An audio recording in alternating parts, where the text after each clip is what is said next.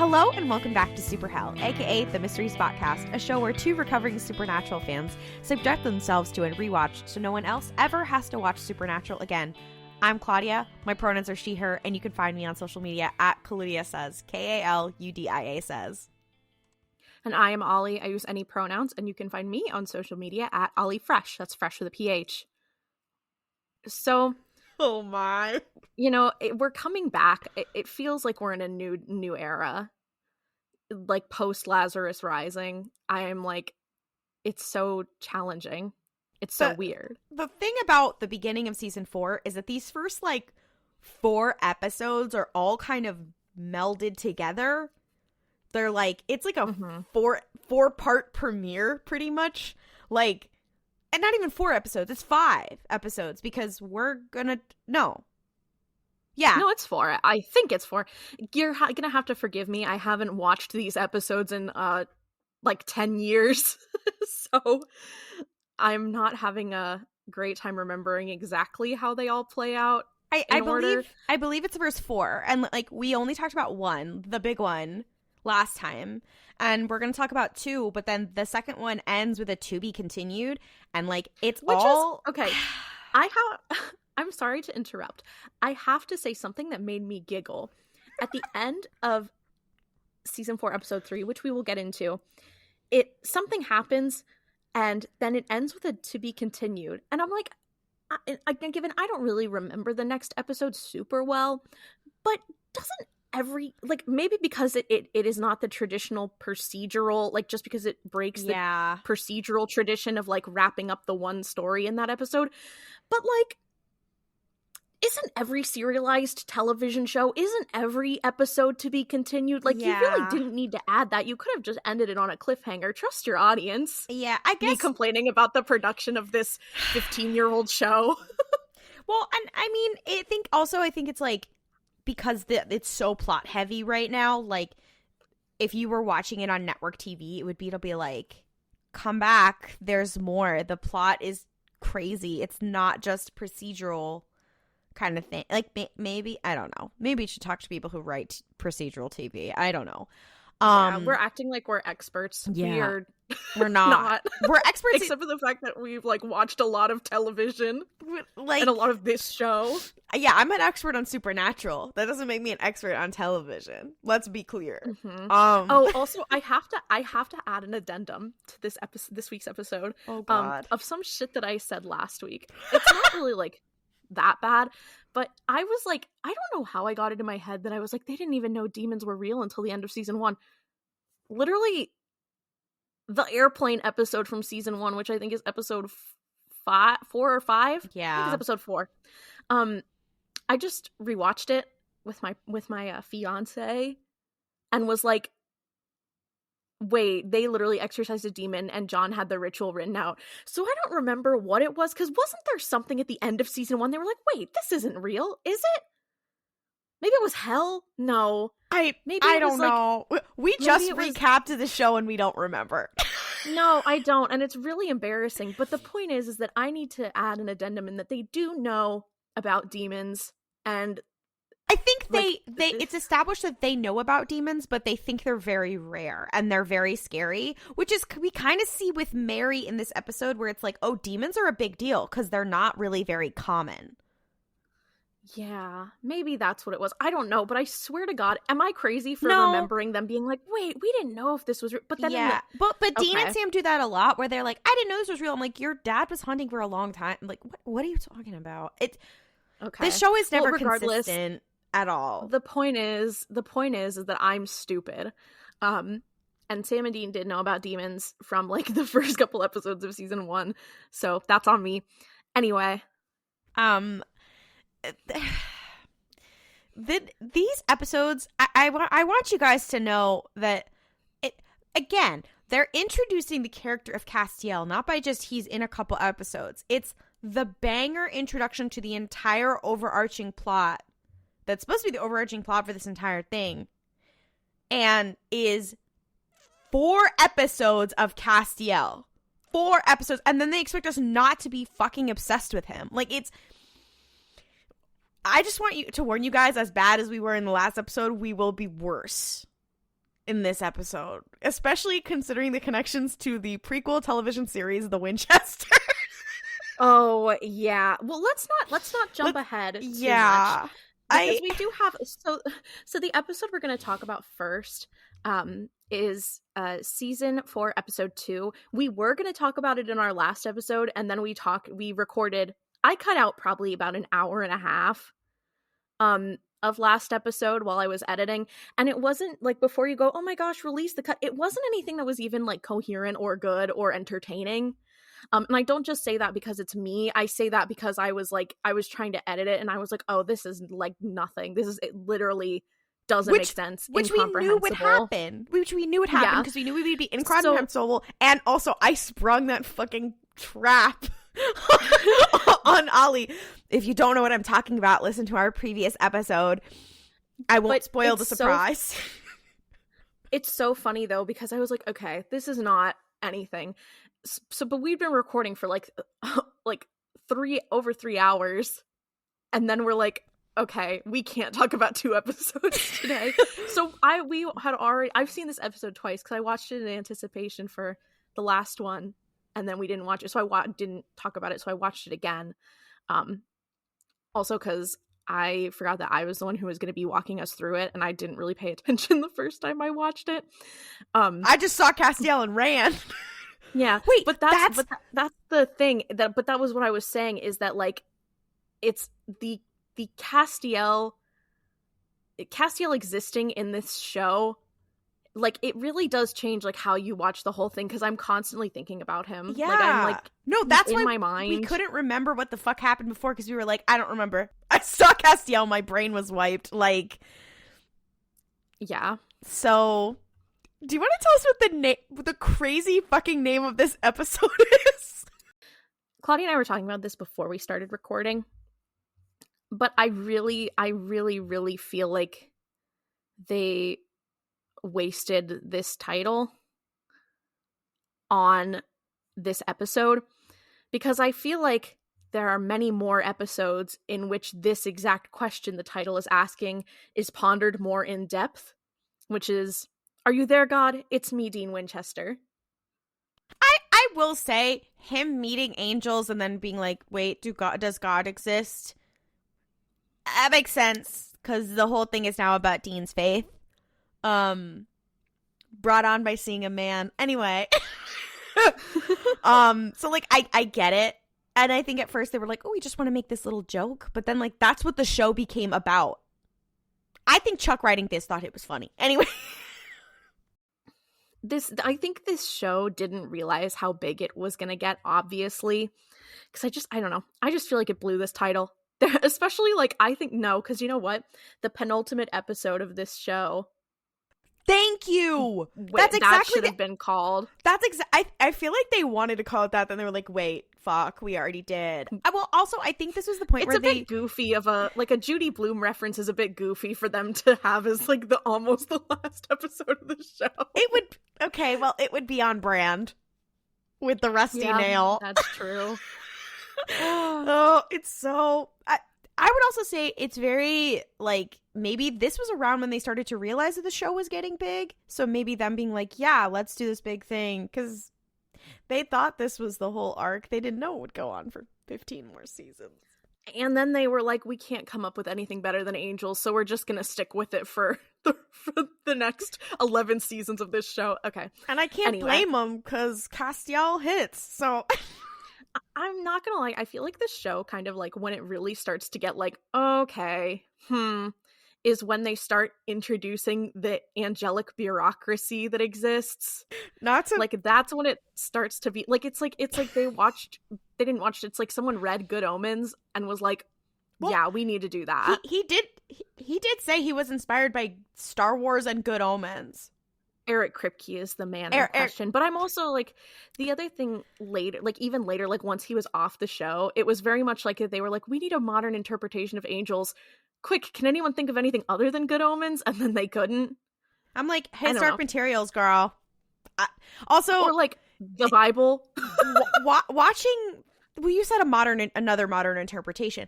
I know. I'm moving the goalpost as we speak. Yeah. No, I will also say that it's wild talking about this and watching this as like, now we have The Good Place, now we have Has Been Hotel. Girl, don't bring that shit up here. I'm cutting that out. Listen, in this house we're a dead end paranormal park, bitches. Justice for Dead End Paranormal Park. She was also about beings of heaven and hell and a musical, and she never got her time. Justice for Hamish. Anyway, I just think it's funny that they were like, okay, well, angels, I guess that's what we're doing now for the rest of the show. Because Eric Kripke left and they were like, we don't actually know what to do without him. No offense. There are a lot of very good writers and producers who have worked on this show, and this is no offense to you. It's Sarah Gamble tried her goddamn best after. Yeah. And then she couldn't save us from season 7. Anyway, let's get started. Again, our time-honored tradition of being really far into the episode before we even start talking about Supernatural episodes. So this episode starts. We see a woman, not like that much, probably like a little older than Sam and Dean, maybe like her 30s-ish. She's sleeping on her couch. The Three Stooges are on the TV, which is funny because I made a Three Stooges reference in our last episode. I was like, oh, it's fate. But the Three Stooges is playing, and the lights are flickering. She wakes up, and she sees her breath, and she looks around and is like, what is going on? Something is strange. She runs over and pulls open her closet, and it's like she has weapons and a bunch of stuff, and she starts pulling stuff out. She's clearly a hunter, as evidenced by this point. Her phone rings, and Bobby says, Bobby is leaving a message, and he's like, hey, can you call me back? I've got something kind of big. Wait. And it's like as she is kind of prepping, so she like ignores the call and grabs what was it, like an EMF meter, I think. Yeah, and she has like a huge closet of guns and stuff. And I just thought about this. I was like, what is being a hunter like in any country that has gun control? Like Britain. Because in the US, they're like, I stay strapped. But anywhere that there's gun control, let's talk about it. Like, I mean, they don't need to have guns with salt rounds and shit like that, or silver bullets, but like, where's the spinoff? Anyway, Men of Letters, what were you doing with gun control in the UK? So she has the EMF meter, and it immediately starts like going crazy. She sees a guy and is like, oh my god, what are you doing here? And he's fucked up. Like, he's definitely not normal. And she shoots at him, and he dissipates, and he's clearly a spirit or a ghost or something. And she runs and puts a salt circle around her. And I can't remember if I said it, but her name is Olivia. Bobby said that on the voicemail when he called. But she puts the salt around her, and she gets inside, and this guy shows up again, and she starts apologizing. She's like, I'm so sorry. I'm sorry. And then she turns around, and there's a woman there, like another ghost or specter or something, who reaches for her, and then Olivia screams, and then we get the title scene, the title sequence, where it says Supernatural, and there's a bunch of angel wings fluttering. They ate that up. I know that but here's the problem. They kind of didn't, because it's kind of ugly. It's actually kind of really ugly. That's what I said last time, and then you were like, okay, but what about the flap? And it's true. The Supernatural itself is ugly because it's literally just red on white on a black background. But then after that, they have the flash of the angel wings. They spent all the budget on Castiel's entrance. the angel wing. Okay, in the intro. Or in the title sequence, the angel wings flap, and then instead of it being like slowly phased in with the wings, it just appears. The name Supernatural just appears after, and I'm like, that's nothing. So then we cut. We are at Bobby's house. The boys are having an issue because Sam is like, well, what else could have pulled you out of hell like that? Like, what else could have done that? An angel? And Dean's like, I don't know. I really am kind of uncomfortable with like all of this. And Bobby is like, okay, I've been doing some research and it looks like he is right. An angel is like the only thing I can find that might have the ability to rescue someone from hell. And, you know, we all thought this was maybe not super real because no hunter's ever seen one before. And then he pulls out like a picture that he has clearly gotten from like an old medieval book. And it's like a medieval piece of art of a guy that looks literally exactly like Dean getting pulled out of hell by a like stereotypical, like if you thought of angel, it would be that. But it was just really funny because I was like, okay, wow.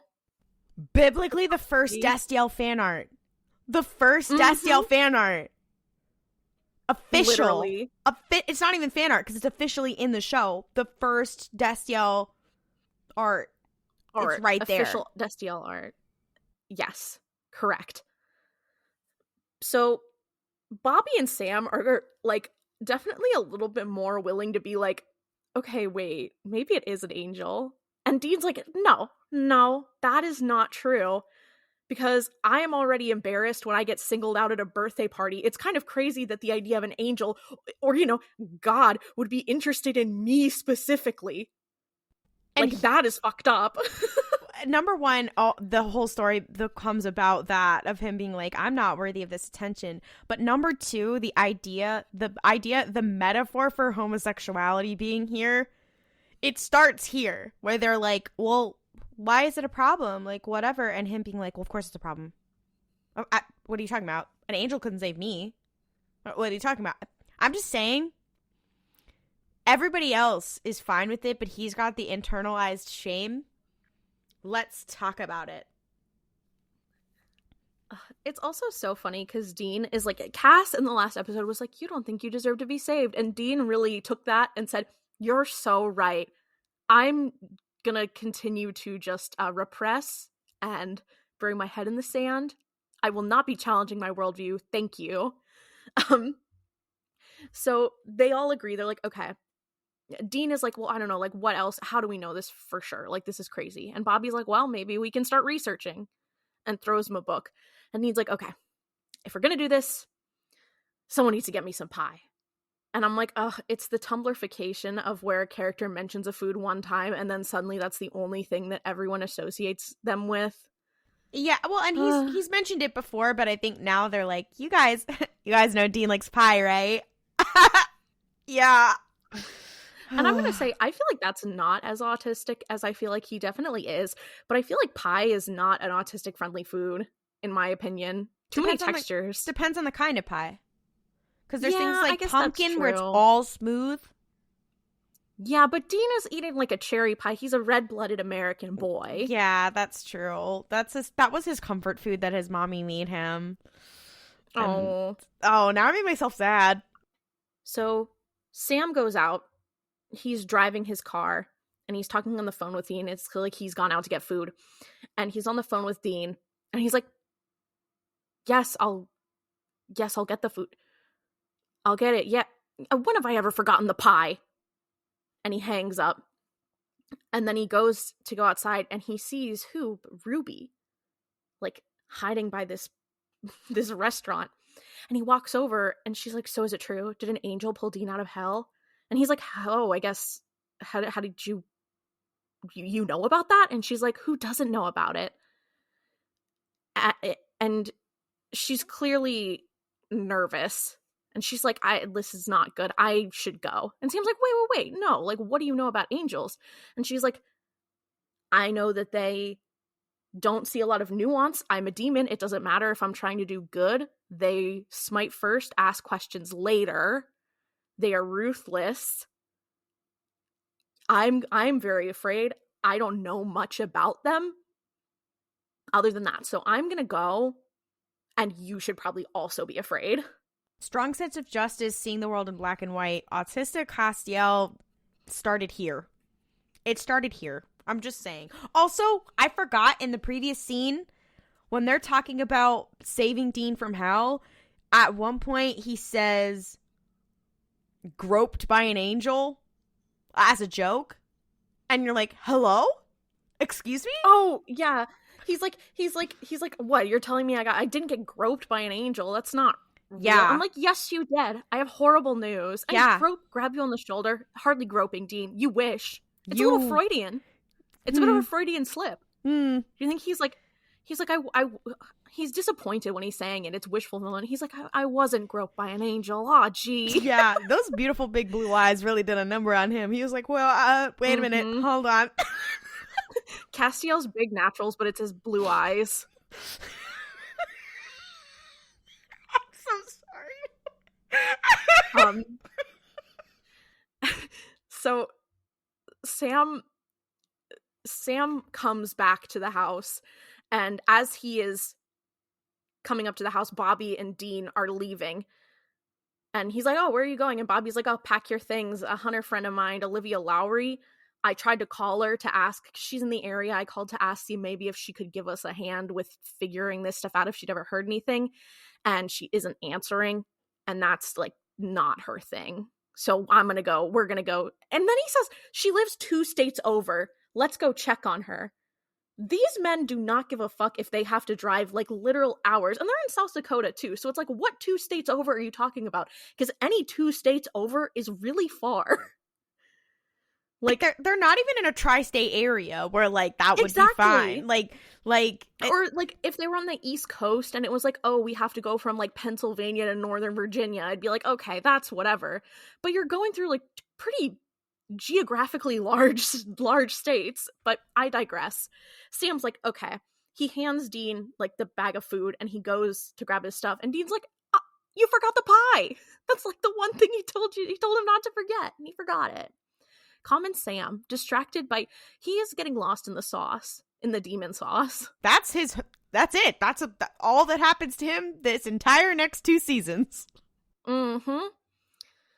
So they go to Olivia's house and they roll up, and she has been like disemboweled. Like her chest and stomach are ripped open to shreds. And they're looking around, and Dean's like, okay, well, she has salt all around, so clearly this is some sort of spirit situation.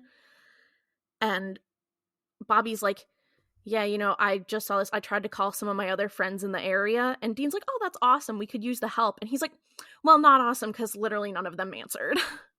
So this may be like an actual big thing that's happening. So let's split up and go check on some other besties. And they're investigating. Basically every single hunter in the area has been, the exact same thing has happened to them. They're all dead. So they're like, okay, we're going to head back to Bobby's. We got to figure out what's going on.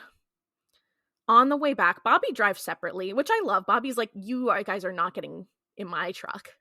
You're nasty, nasty boys. And I don't want to be in your fuck-ass car. He knows what's happened in that car. He knows. I almost said something so foul. Now you have to say it.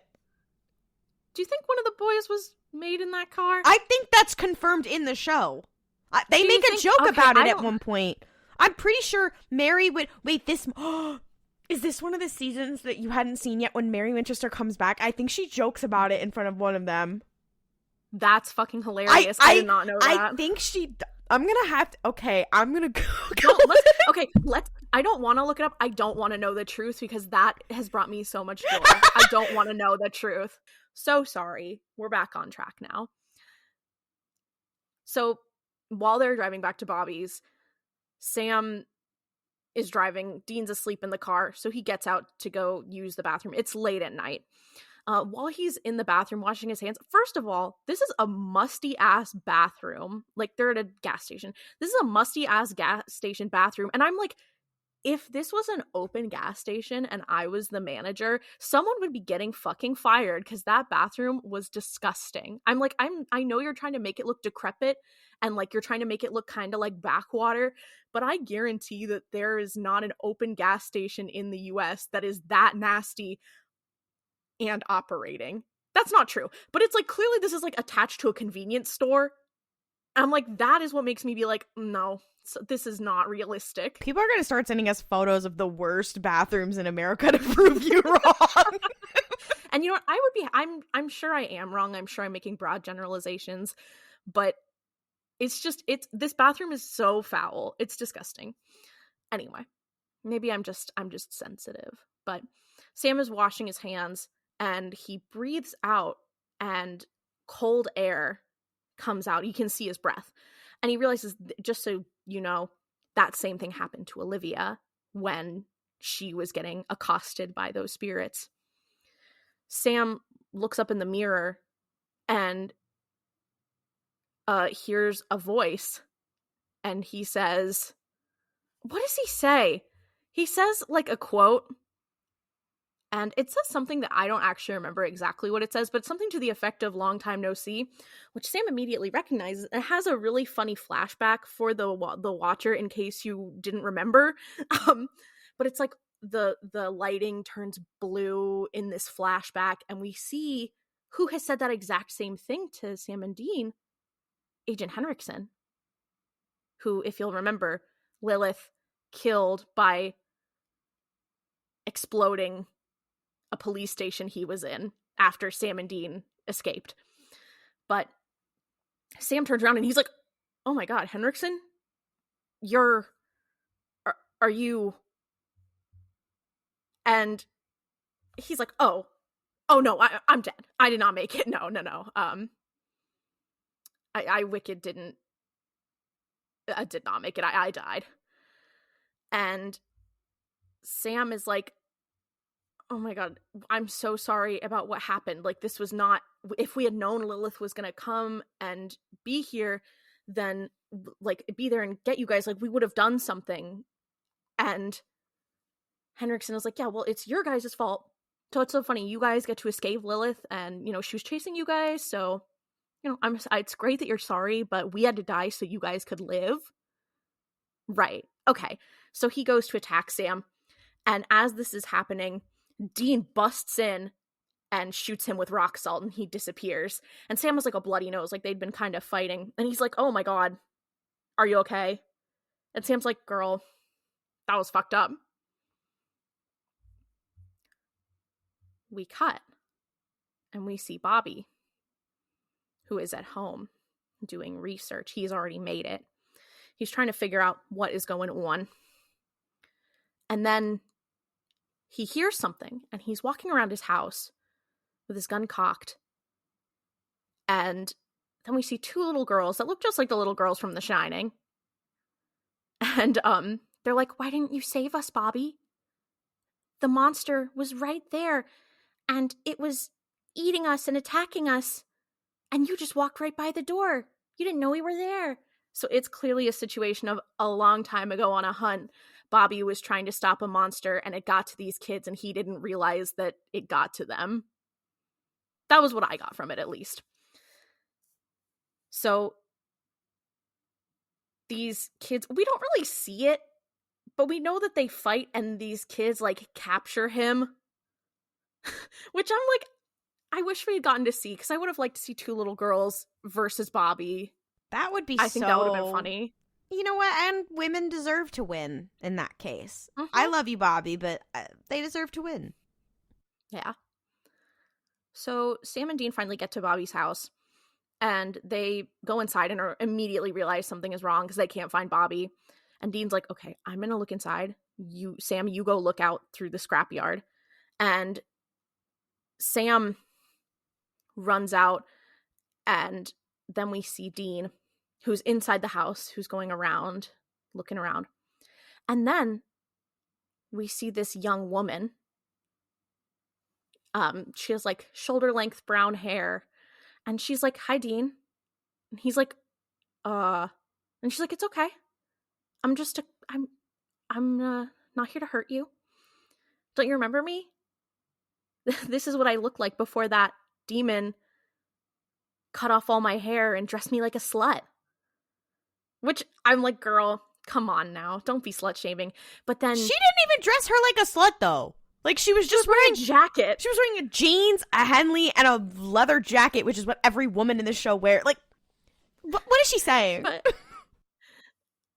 And Dean like looks at her and is like, oh my god, Meg Masters. And if you'll remember Meg, she was a demon who from season 1 and 2 who got exorcised. Like, she did all this shit and they finally exorcised her, and her vessel was like the person she was possessing was like, here's where John Winchester is. They're gonna, Azazel, yellow-eyed demon's gonna attack John Winchester, whatever. So she had been possessing her that whole time. And she is like, yeah, well, why didn't you save me, Dean? I was awake during my possession. I had to watch that the thing controlling my body kill a lot of people. You really should have done something. Why you're supposed to save people? Why didn't you save me? And Dean's like, we didn't. And she's like, oh, you didn't know? That's so funny, because I don't actually think that's true, because you knew I was being possessed. And she starts like kicking the shit out of him. And she's like, I had a younger sister. And the whole time I was gone, after my body had been taken, she was looking for me and was so scared. And then I show up dead, and I'm in the morgue. And you know what she did? She killed herself. And as she's saying this, she is like holding Dean down, and he notices up like a brand almost on her wrist. But she's like, 50 words of Latin and my sister would still be alive. This is your fault. And Dean is like, hey, look at that. And she looks, and he pulls out his gun and shoots the chandelier that Bobby has in his house that falls on her, and she sort of dispels, like she turns into smoke and goes away for a while. And he's like, iron chandelier. Hit her with the classic iron chandelier. And shout out to Bobby's interior decorating, because Bobby was like, and we stay ready. Mm-hmm. I have an iron chandelier as well, so I'm pretty Bobby coded like that. You are. I always say, when people ask what's going on, I'm like, how's Klaudia? I'm like, well, she's a lot like Bobby. I have a dog named Rumsfeld. Well, Bobby doesn't even have a dog named Rumsfeld anymore. No! Jesus. So we also see, whilst this is happening, sorry, I have heartburn, really bad heartburn, and my doctor was like, don't eat spicy food, and I was like, okay. And then today I was like, what if I ate something really spicy? So now I have heartburn, and that's on me. But Sam is outside. He's in like the scrapyard looking for Bobby, and we cut and we see Bobby like being held in a car with these little girls' hands over his mouth. And Sam is like walking around, and he's like, Bobby, where are you? And then he finds Bobby, and the little girl, like, he fights off the little girls, they dissipate, and he and Bobby go back inside. And then they're inside, and Bobby's like, okay, guys, I have something to show you. We need to like figure out what is going on. He's like, we cannot do it out here. We will keep getting attacked and accosted. I gotta show you guys something. And this is the implication of this scene is fucking hilarious and crazy. It is one of those things where I'm like, Bobby can do anything. Bobby can do anything. This is where it's really established of like, yeah, and Deus Ex Bobina is real. No, truly. It's like, if it's like anything is wrong, it's like, well, Bobby probably has a solution for it, and he probably does.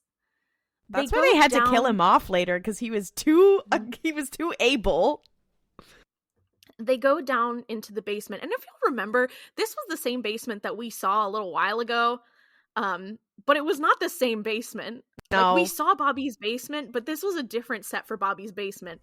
But we also see like this huge metal, like, safe-like door, and Bobby opens it, and they walk in, and they look around, and it is this huge, like, panic room. It has like a huge, one of those big like fans that are in warehouses.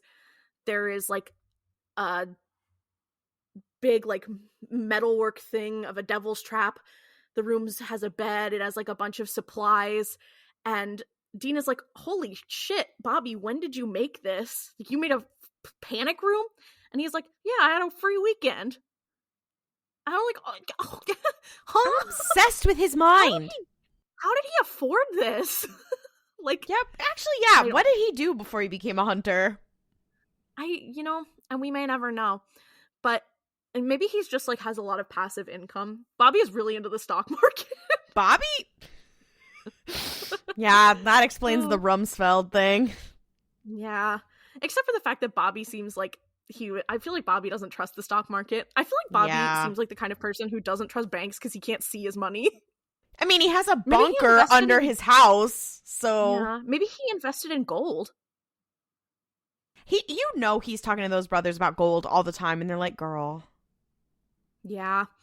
But the other funny thing is, after Bobby's like, yeah, this is my special room, Dean is like, oh, Bobby, you're awesome. And then he looks over at the wall, and he has, like, a picture of Bo Derek in a swimsuit on the wall. Which is so funny, because then Dean is like, oh. And I'm like, oh, I'm also Bobby's eclectic taste. I choose to believe that this is, like, how, like, gay people will have posters of, like, their iconic women. It's like, like a gay poster of Lady Gaga in his room because he's attracted to her. I'm choosing to believe that's why Bobby has a poster of Bo Derek. He just... I love when Supernatural's like, just remember, they like women.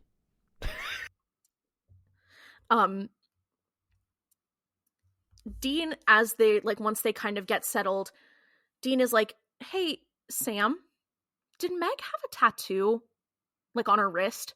And Sam's like, no, I don't think so. But you know what? Now that you say it, Henriksen also had this thing on him, like a design. And Bobby's like, oh, can you draw it? And Dean draws it. And Bobby pulls out a tome. And it's funny because he has this panic room, but it's somehow perfectly stocked with the books that he needs to solve this. Again, Deus Ex Machina. Like, and he's always ready. He's always ready. They will never catch him slipping. Well, except the last time when they did. But even it was kind of heroic in a way. His death was called for by the plot. But Bobby is like, okay, here's the symbol. These are called witnesses. It's kind of hard to say, but it looks like they are heralds for an apocalypse. And Dean's like, that's like prophesized? He's like, yeah. And he's like, well, where is this prophecy written? He's like, well, there's kind of like a, like a couple that are on sale, not like a couple versions that are, like for public consumption, but Revelations. It's from Revelations. I love his little reveal there. His reveal being like, Revelations. It was so... Okay. Also, this implies that there is a version of the Bible that only hunters have that has a bunch of symbols and extra shit in it. Maybe not only hunters, but like people who deal in the supernatural in general. Like, I bet Bella's seen it. This conversation in the bunker is very funny to me because Dean gets his first little philosophy lesson because they get into this fuck-ass conversation about, like, if God exists, why isn't he helping? And I'm like, oh, baby's first theology. It's very funny, and it's very like, this is what the show is going to be about. Yeah. Also, Chuck writing this was very funny. Yeah, this is like while they're prepping, like they're getting ready to do this, to try to figure out a way to send these witnesses back. Yeah. And as they're researching, Dean's like, this is why I can't get behind God. Like, all this bad shit is happening and all of these people are suffering. Why didn't God do anything? And Sam's like, it's a great question. I feel like it's kind of like Dean is giving all his reasons why he doesn't believe in God, but he's also, like, every time he has this concern, I feel like he's just deflecting from the fact that he's like, if God is real and cares about me, then that means someone cares about me, and that's a problem. Which, no wonder so many formerly religious Christian gay kids were like, oh wow, he just like me for real. Isn't also where he makes the Star Trek reference? I don't remember. Because I'm gonna be so real. there are several Star Trek references in both of these episodes. Yeah, there are a couple. Just know that it's there. I can't recall exactly where it happened. I did not write it down, but know that it happens. So Bobby finds a spell, and he's like, okay, we can cast this spell that will send them back.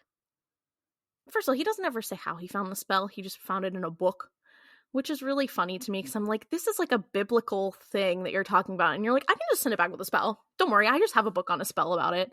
About a thing that we like didn't actually know existed. Whatever. Deus ex Bobina once again. He did that in the fucking finale of the last season. He just does that.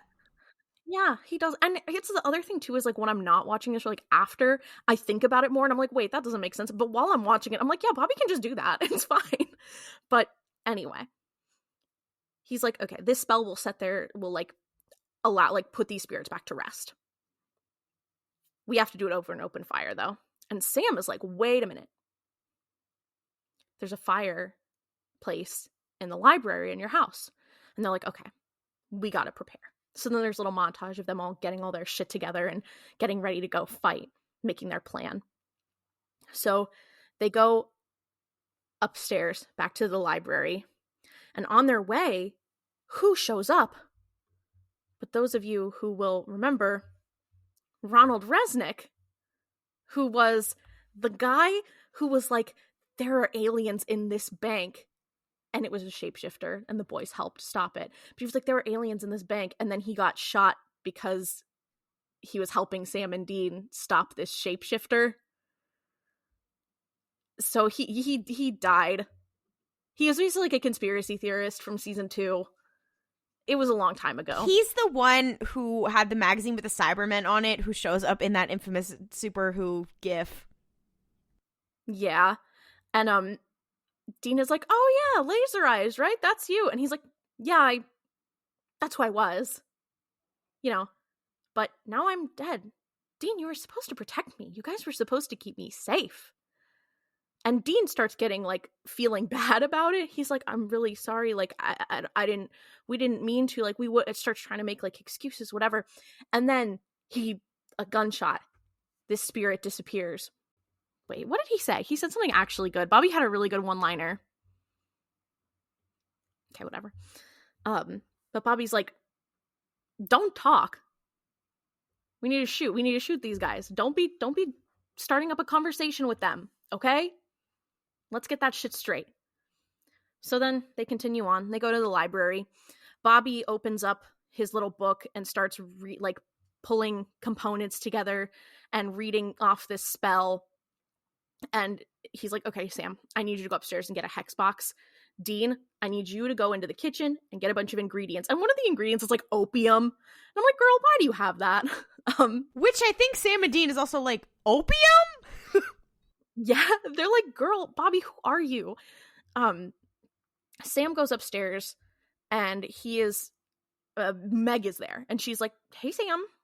And he's like, oh my God, Meg, that's so crazy. And she's like, I was just like an innocent girl.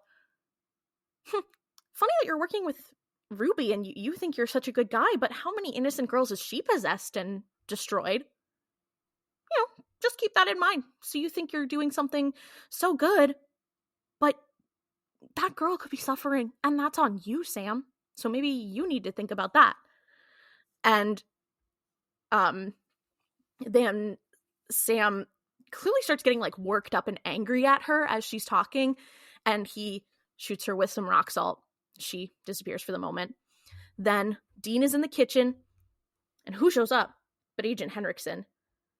And Dean's like, dude, listen, I'm really sorry. And Dean almost takes it's weird, he talks to him almost like he's more of a peer than they've been talking to any of these other spirits. Like, he has almost like a frank conversation with him where he's like, listen, that was fucked up. If we had known, we would have done something. It sucks. And Henriksen is like, oh, yeah, it does. But, oh, did you think that she just killed us in a big blast of light? No. She tortured us for hours. You remember Nancy? She was the virgin.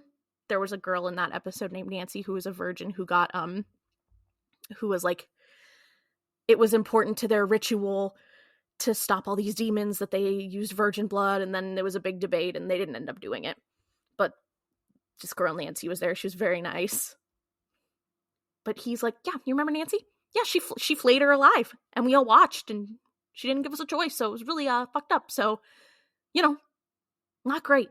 He starts attacking Dean, and they're getting into it, and then Sam runs up just in time, shoots him with some rock salt. What can't rock salt do? I'm obsessed with how this episode is like the Glupshido. This is like the Glupshido goodbye for like, because we talked about in our previous episode how like it's like, oh, the brand of bad has changed, and this is also when the show, the feeling of it changes. This is like the last hurrah and the last goodbye to like all the plot lines and the people and the Glupshidos from like the last 3 seasons, and they're like, this is like the last hurrah, and then they're never mentioned ever again. Ever. Yeah. Another thing that I have to add, and why it's like, why are only these characters coming back, is that it's kind of implied that it's because, first of all, it's because they're connected to them. But the reason that it's going after, like, hunters, and one of the reasons hunters are being specifically targeted, Bobby mentioned it earlier, but I forgot. But he's like, yeah, none of these people had natural deaths. They all died because of something supernatural.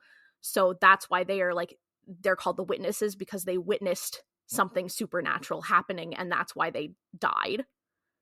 Which is funny, because when I think about it, Ronald did not get killed by the shapeshifter. He got sniped by the FBI. Yeah. They thought he was a bank robber. So he did see something, so I guess he still counts to be a witness, but, like, stay curious together. This was not... He should not be here. We cut. Bobby is in the library, and these little girls start beating the shit out of him, and Sam and Dean run in, and then Meg is there, and she goes, and she basically puts her hand, like, through Bobby's chest, and is, like, assumed to be, like, grabbing at his heart. And Bobby's like, Dean, the fire! So Dean runs up and grabs the components that Bobby has and throws them into the fire, and then all of the spirits dissipate and are gone.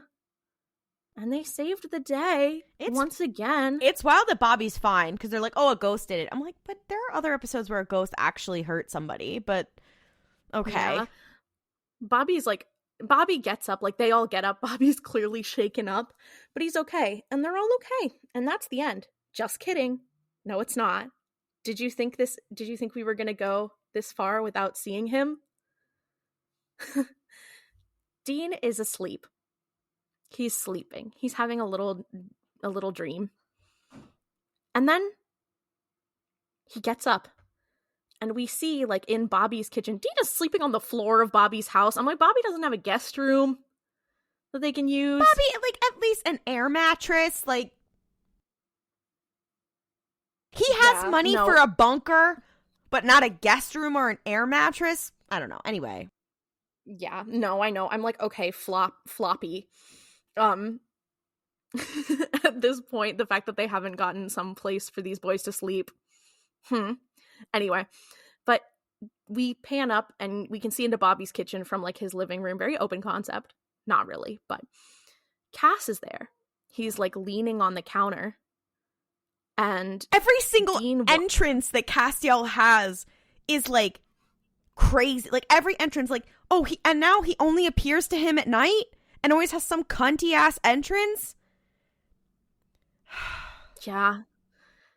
Dean walks up to him and he's like, so, what the fuck? And Castiel's like, well, very good job with the witnesses. And Dean's like, yeah, it was great. Thanks for the help, by the way. And he's like, what was that? Why did that, like, why are you here, basically? And Cass is like, well, Lilith released the witnesses. She has a spell to do it because she is trying to release the 66 seals. One of them, like these are happening. And wait.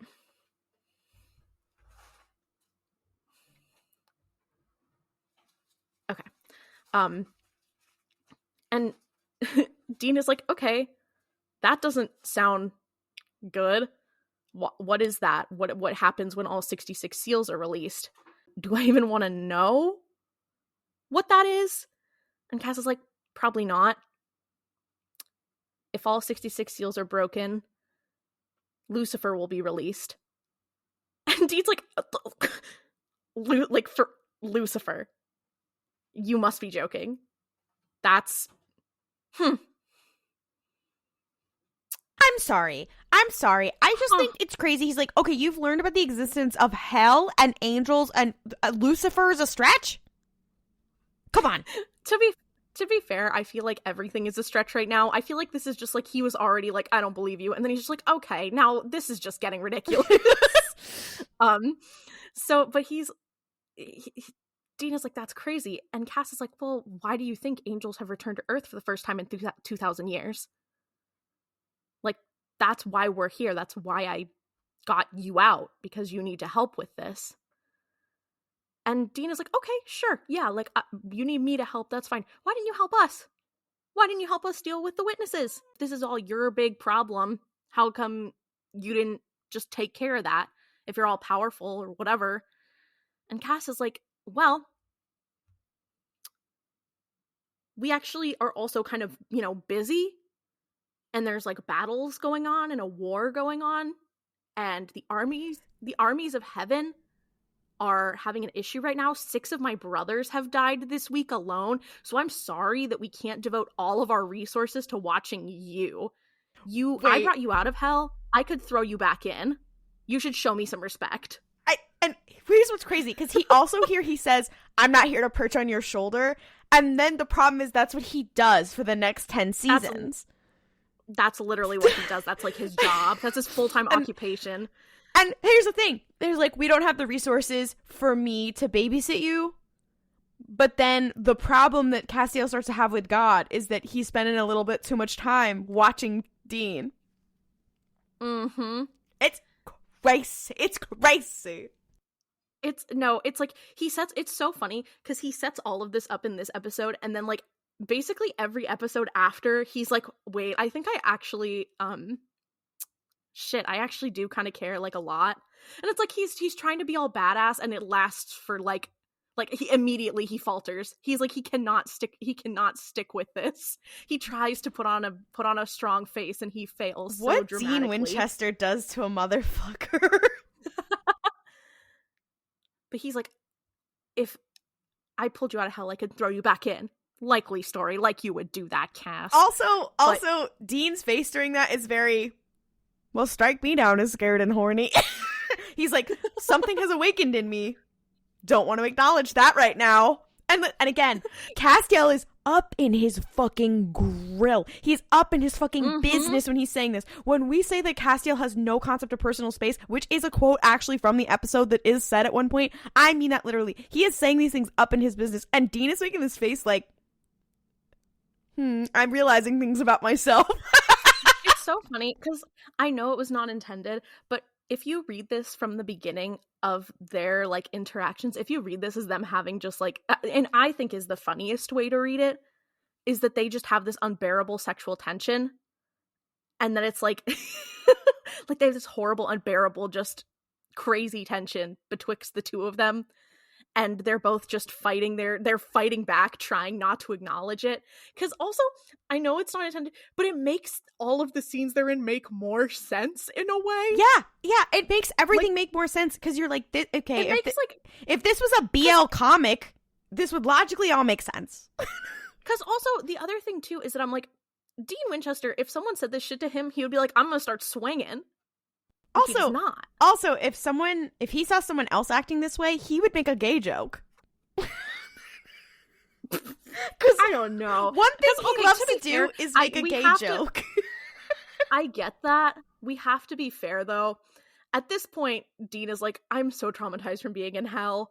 Not that that's saying that he wouldn't make a joke, because he would make a joke, but I think that he being threatened to being thrown back into hell was probably enough for him to be like, okay, maybe I need to be serious. Also, and then I didn't. Yeah. Okay. Also here, Cass says, why do you think we would take, like, come down after 2,000 years? Except for in later seasons, there's episodes where they show, like, the angels doing some stuff in some flashbacks. They even have Castiel in a different vessel, in a woman's vessel, by the way.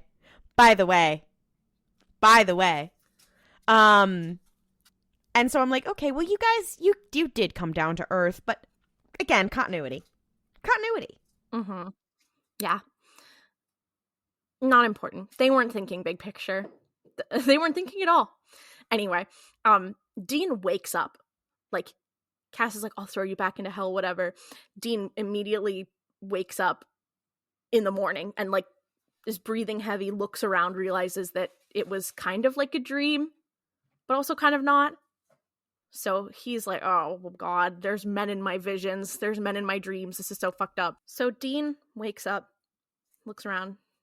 Sam is there. Sam walks in and starts, like, clearly he's also just woken up. He's, like, putting on his shirt. He's putting on his little button down, the Winchester uniform. And Dean is just looking a little weird. And he's like, hey, man, you all right? He's like, yeah, I'm all right. I just, you don't have trouble, like, believing in God and angels and stuff. And Sam's like, no, not really. And Dean's like, so then do you believe in the devil? And then the episode ends. Which is a crazy part to end because, spoiler alert, guess what happens to Sam with the devil? Also, I forgot, during his conversation with Castiel, Dean directly confronts him as like, so what, you didn't do anything about, like, genocide? He says in the episode, he's like, what is God waiting for to intervene? Like, a genocide, all this stuff. Like, he starts listing terrible things. And I'm like, it's so funny because Cass is like, oh, no, I can't. I think this is where he's like, God works in God works in, and Dean's like, if you say mysterious ways right now, I'm gonna beat your ass. Which this goes a long way to establish their relationship, because, like, they have a lot of lines like that. Like, it's so, there's the other piece here is that this continues to cement the parallels, because now every episode we are flashing back between Sam and his hidden girlfriend Ruby, and then Dean, where Castiel only appears to him. Back and forth, and they're hiding their little fucking significant other. I mean, he's not hiding that Castiel came to him and whatever, but, like, every time Castiel only comes to him. Every time. And then we see Sam. And here's the thing. By the structure of the story, they're already supposed to be direct foils of each other, because one is about to be the vessel for Michael, and one is supposed to be a vessel for Lucifer. So all of the dots have already been connected, and then you add this little sprinkle here. I'm just saying. I hate this show. I also forgot there's a part in that scene where Dean's like, I thought angels were supposed to be like, like Michael Landon, not dicks. And I'm like, he calls people dicks. Like, he's like, this is the best insult I can think of. Like, I think he thinks calling someone a dick is, like, the epitome of hatred. Like, he's like, yes, I got him. Dean Winchester, after calling someone a dick, he's like, oh, you son of a bitch, you've done it again. Like, it's because they're so limited by what they can say on network television that is the craziest thing he can say.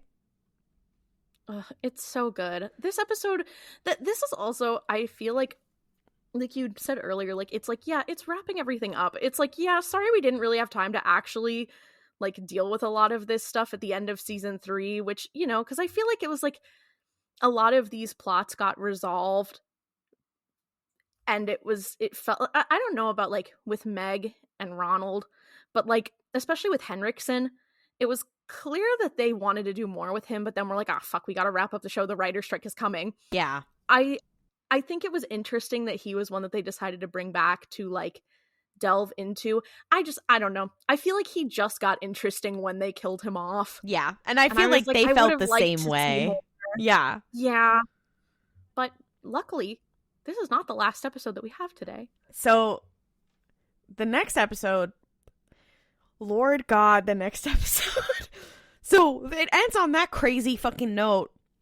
Then we come to the next episode, which is season 4, episode 3, In the Beginning. As we can see, we're getting some biblical references. Here we go. Really, if I was watching this at the time, I would not have seen where this shit was gonna go. I would not have seen this coming. I would have been fucking blindsided, okay? It starts out with Sam meeting up with Ruby. And the way that the wiki phrases this is, which is the perfect opportunity for Castiel to drop in on Dean, who is having a nightmare of hell. So we're all acknowledging. So when Sam is off with his girlfriend, Castiel shows up. That's so crazy. Also, the framing where Castiel is positioned in this scene is fucking crazy. It's a perfect opportunity. It's a perfect opportunity for Dean's sneaky link to show up. It's a perfect opportunity for Dean's sneaky link to show up, who is then, like, when he appears, no joke, sitting in his bed with him. Yeah, when I tell you, like, he is always in the bed. Yeah, he's like, sitting in on the bed, it, but he's like sitting on it next to him, like on the other side of the bed. And like, what are you doing? Not at the end of the bed, next to him. And Dean has been having same nightmares of hell. He wakes up and there is a man there, and he's like, It's just maybe it's emblematic of the fact that Castiel will always save him from hell. Maybe He'll always save him from when things get too dark. Castiel will always be there to help him. Maybe it's a sign. How did they not want us to read into this? No, literally, like how are they thinking this is normal? No, and here's the thing: it's the same. Like if Castiel had been in a female vessel, and Supernatural would have heterosexualed it up, they would have had a sexual tension, because that's exactly what they do with Sam and Ruby. They make them have a romantic and sexual relationship eventually, spoiler alert. And if it would have been a woman showing up in Dean's bed, and there would have been a comment about it. And here's the thing. In later scenes, Dean makes gay comments about it, being like, the famous quote being like, "Why are you up my ass?" Quote, whatever.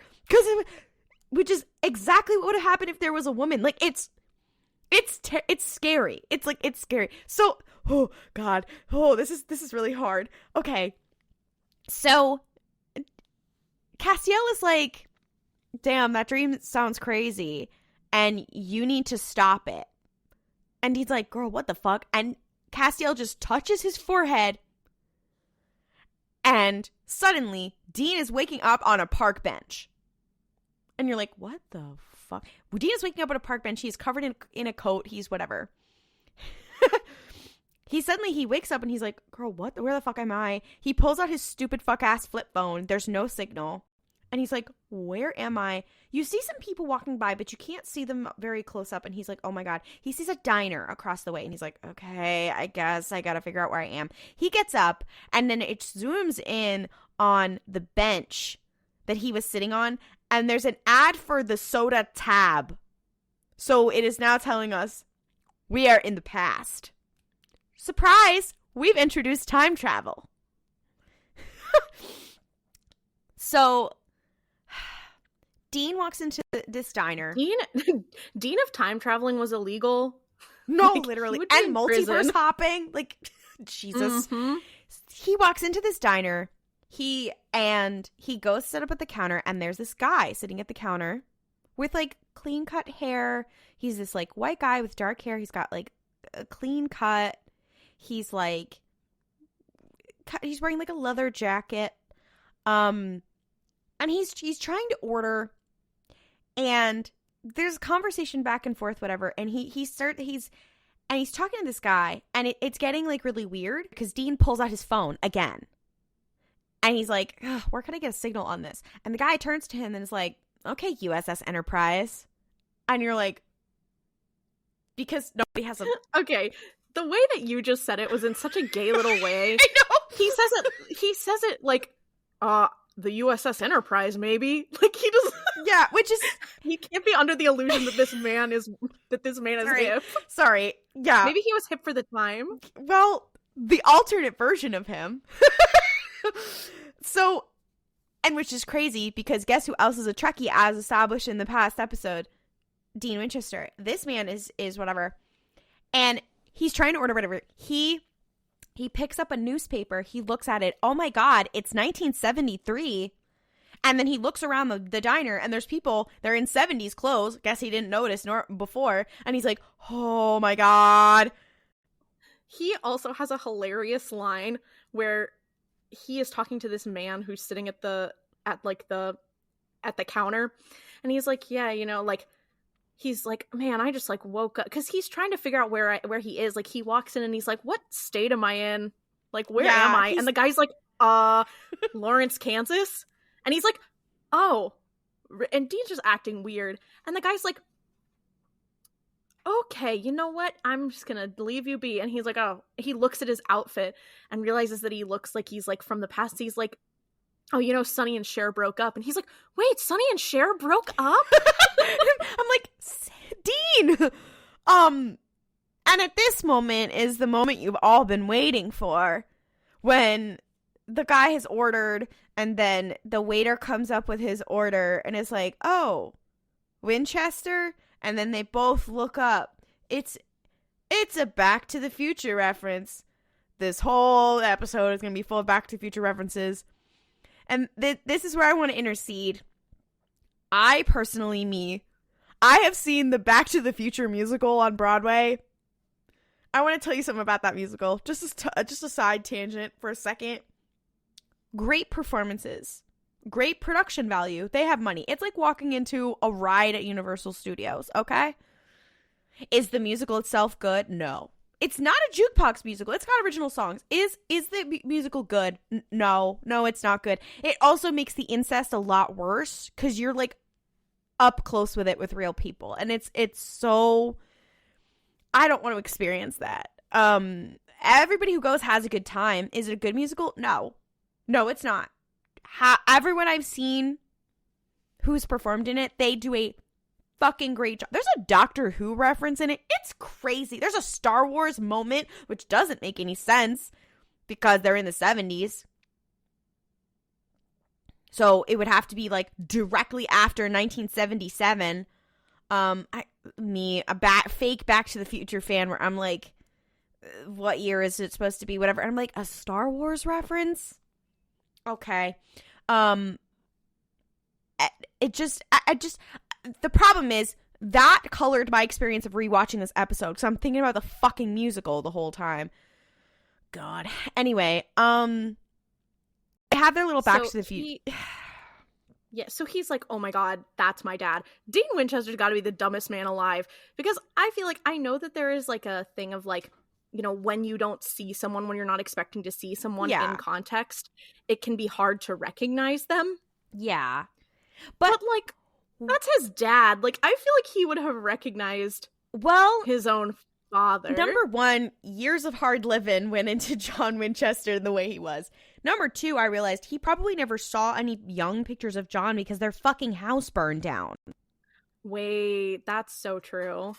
So also why he doesn't recognize his mom. Because he would have only remembered what she looked like when he was 4. And that's it. So they have this middle moment. He's like, and the guy's like, yeah, I know it's John Winchester. And he's like, huh. He walks out of the diner when he's done, and Castiel is again up in his business. And Castiel is like, you need to stop it. And he's like, what the fuck does that mean? Stop what? And then Castiel just leaves. And I'm like, Cass, I love when you're kind of a cunt. What? How is this helpful? And when you realize later what he's doing, you're like, this is the most manipulative shit. What the fuck? I'm like, I'm kind of obsessed with the planning, but Castiel Thrawn era, it's crazy. So Dean is like, girl, what the fuck? Dean starts following his father around and follows him to a car lot. Dean's father, John, is checking out a VW Bug. And at this point, I'm like, Carlos' influence. Now, let's all remember, class, that the spin-off series, The Winchesters, it is revealed, occurs in a separate universe to the one that we are experiencing. It is in the universe where John Winchester got therapy, which is also explains why the actor at least talked about getting therapy. Yeah. Because I don't think he ever actually did. Yeah. And this also explains why the actors look different. So he's looking at this VW bug and I'm going crazy. And Dean's like, oh my God. And then he sees the Impala on the lot. And if you had the chance to change your fate, would you? Which is basically what this episode is about. He directs his own father to the Impala. And then they start to have this crazy fuck-ass conversation that makes me feel so insane. Hold on. I have to go to the text I sent you because it had some of my notes. The other piece about this entire episode is that Dean is terrible at lying.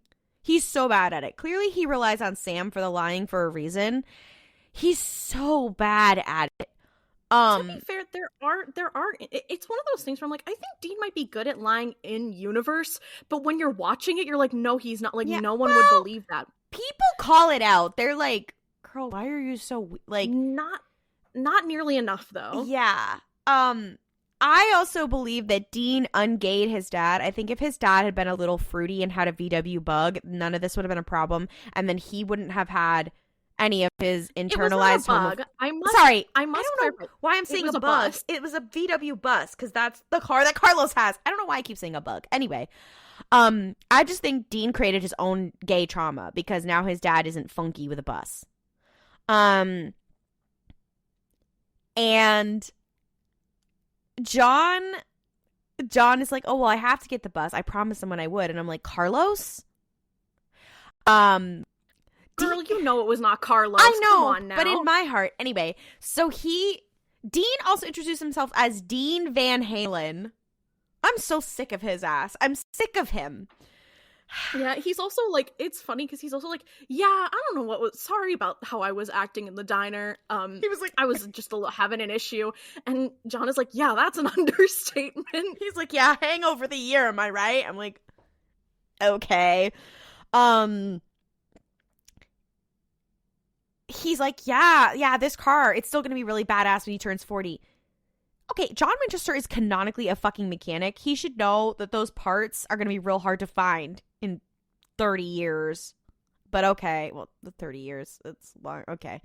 Dean starts asking him, he tries to slip it into conversation. Again, he's really bad at it.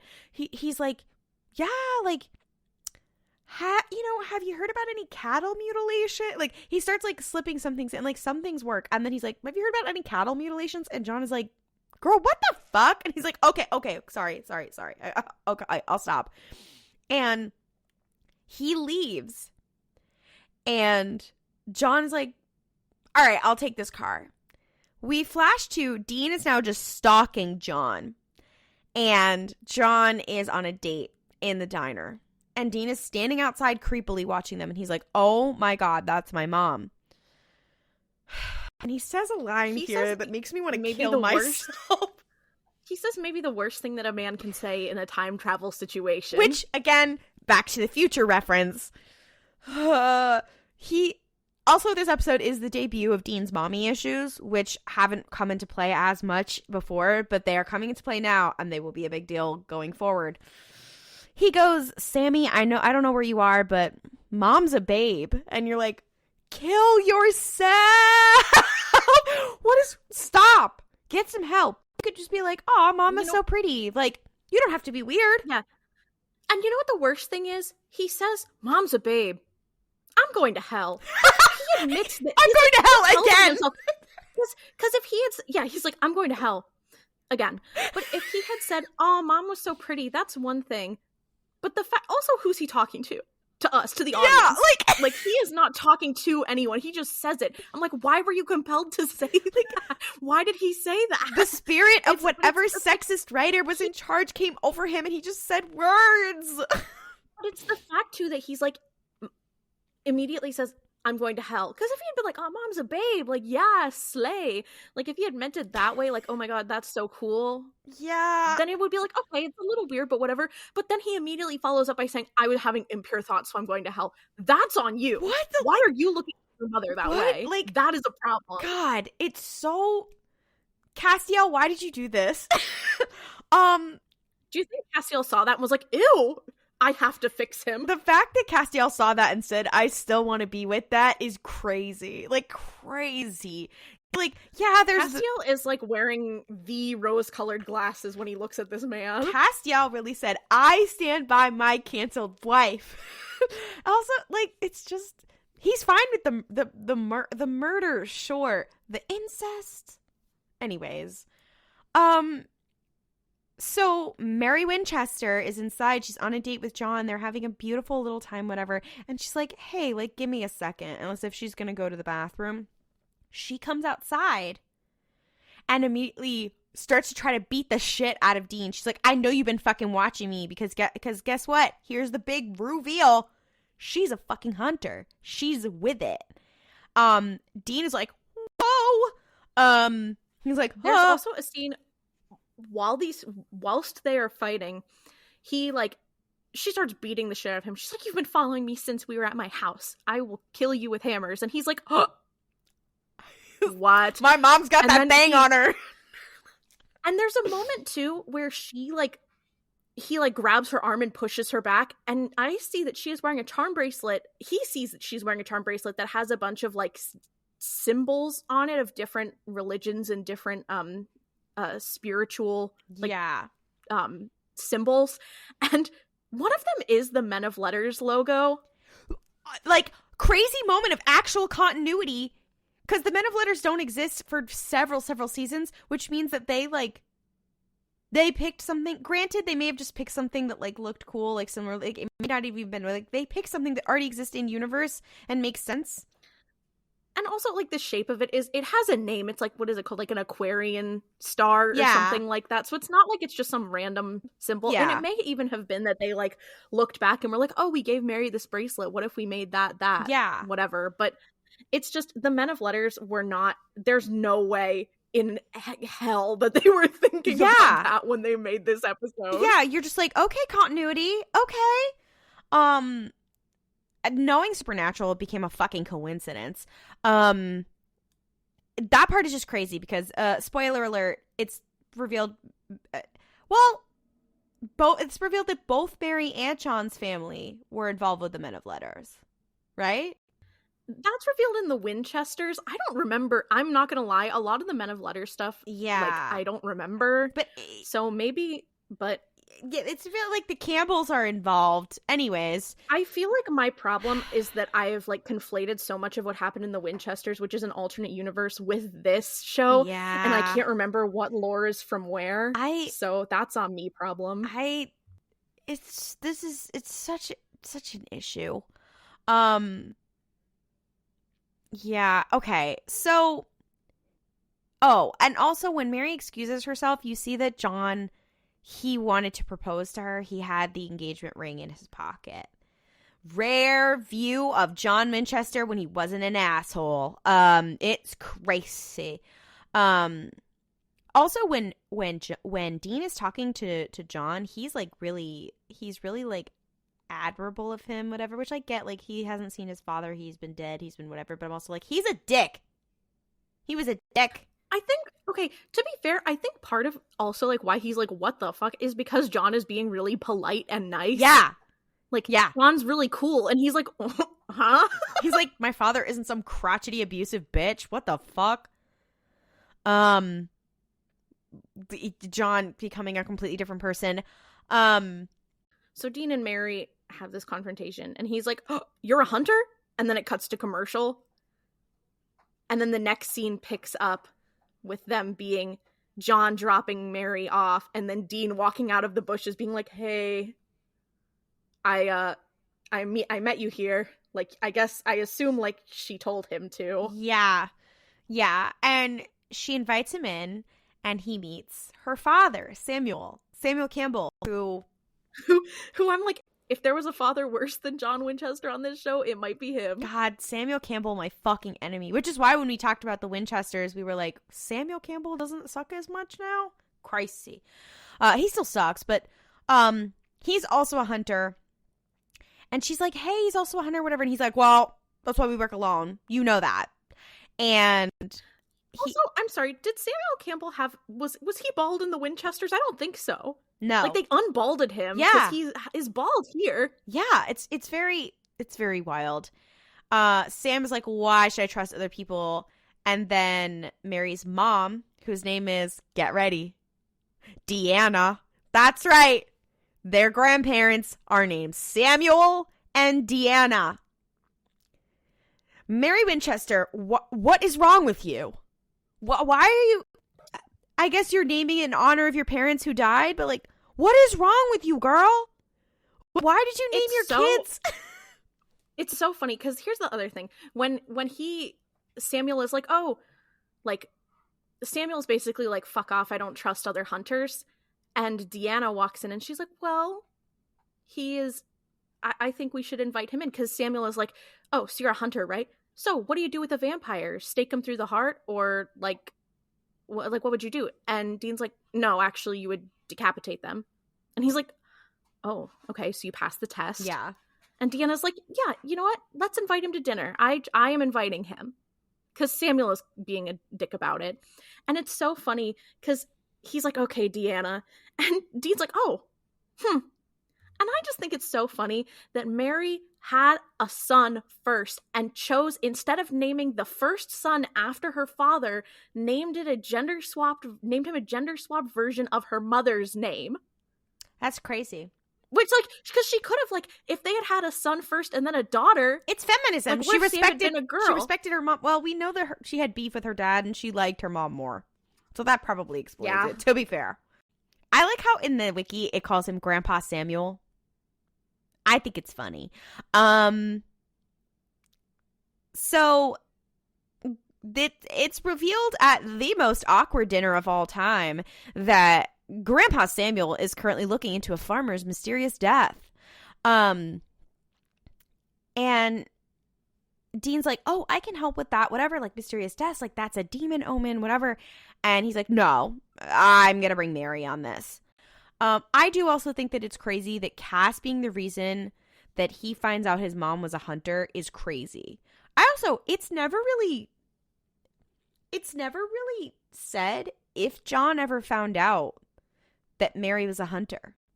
He doesn't know. No, canonically, we know he does not know. Which is crazy, considering all these other hunters interacted with John, and at no point did he figure out or did they mention the Campbell family. Because they all knew I guess it's explained by the fact that Samuel Campbell doesn't like to interact with other hunters, and then John also doesn't like to interact with other hunters, so he just never finds out. And the other thing, too, is spoilers for the end of this episode, is that because of what happens to the Campbells, it's not like John would have had a lot of opportunities to, like, spend time with them or anything. But so it's not like they go find the Campbells. But to be fair, he's been dating her for a while, and they come from the same town. It's not like he knew them. And, well, the Campbells, they don't like John. Which is wild, because John is, like, a nice young man who came back from the war and has a job and enough money for a car. And they're like, we don't like him. And you know what? They were right. They were a 20/20 vision. To be fair, I think Samuel is like, I don't like him because he's trying to take Mary away from being a hunter. Like, he's trying to divide her time. Yeah, and Mary's that's like, what she wants. Yeah, and Mary's like, but what if I don't want to be a hunter? That is like the tragic irony is that, well, we'll get to that. We cut to Samuel and Mary go to this farm to investigate. Samuel is, in the traditional Winchester way, well, not Winchester, Campbell. He's dressed up as a priest to pretend and get some information. And Mary is with him, and she's like, I don't think it's going to work. Like, only you should go in. Like, I'm, how's this going to work with your cover story? And he's like, it's fine. We'll make something up. And he knocks on the door. He starts to speak to the widow. And lo and behold, who's already there, also dressed up as a priest? Dean Winchester. Dean doesn't have access to any of his shit, so, like, where did he get the outfit? But put that aside. They have to do this back and forth in front of this widow to be like, ha ha ha, hi, the senior pastor. And they're like, oh my God, that's crazy. And they're like, they hate each other. They're like, oh my God. And this widow, she's like, well, everything was normal until my husband's guts were strewn all over the fucking, my entire, lot. So, because they're like, hey, like, what happened? And she's like kind of pissed that they're both there. I can keep asking. And in the meantime, Mary sees the woman's son standing off to the side. And so Mary's like, okay, I'm going to go talk to him. And she starts talking to him. And this kid is like, this kid looks like visibly upset. He's a teenager. And he's like, one day I was out alone in the field and I was praying for the beatings to stop, aka his father was beating him. And this man walked up to me and was like, do you want it to stop? And he was like, yeah, but how could you do that? And he's like, don't worry about it. You just need to, I'll come back for something in 10 years. And he's like, I don't know what that meant. And then suddenly my dad was dead. And Mary is like, at this point, I think is when Dean walks up, I want to say. Dean walked up a little before, and Mary was like, why don't you tell the father here what you just told me? And he recounts that story to Dean. And he's like, yeah. And at one point, the guy's eyes turned a weird color. Or like, he's like, oh, like, they looked kind of weird. And Dean's like, oh, like, were they, like, black or red? And he's like, no, they were yellow. And he's like, oh, fuck. It's Azazel. It's the yellow-eyed son of a bitch. I mean, he doesn't say this out loud, but you can see Dean's like, oh, shit. And Mary is like, she's like, oh, this isn't normal. She's like, first of all, demons, holy shit. Number two, and then second, she's like, oh, this is not normal. Dean's like, he's having a fucking moment. They come to the side, and Mary's like, what do you think this is? Dean's like, he sold his soul to a demon, and he doesn't realize. Which is like, this is actually really heartbreaking, because it's like, usually to sell your soul to a demon, it has to, like, there's a level of, like, consent there that has to happen. And they're implying in this episode that, like, Azazel is doing it without people's, like, full knowledge of what they're doing, which I feel like they've established in the lore that you can't do. You have to fully acknowledge what you're giving away. You can't just trick them into it. But although... That's what I thought, too. But I'm also like, they did that to Bella. That's exactly. And Bella was, like, a 10-year-old girl when that happened, or like 14 or whatever. And I'm like, that's not really a deal if you're tricking them. Like, there's definitely like, oh, we're tricking someone into doing something, but like if they don't know, like, anyway, they flash back and forth on that. But yeah, they play pretty fast and loose with demon rules. Yeah.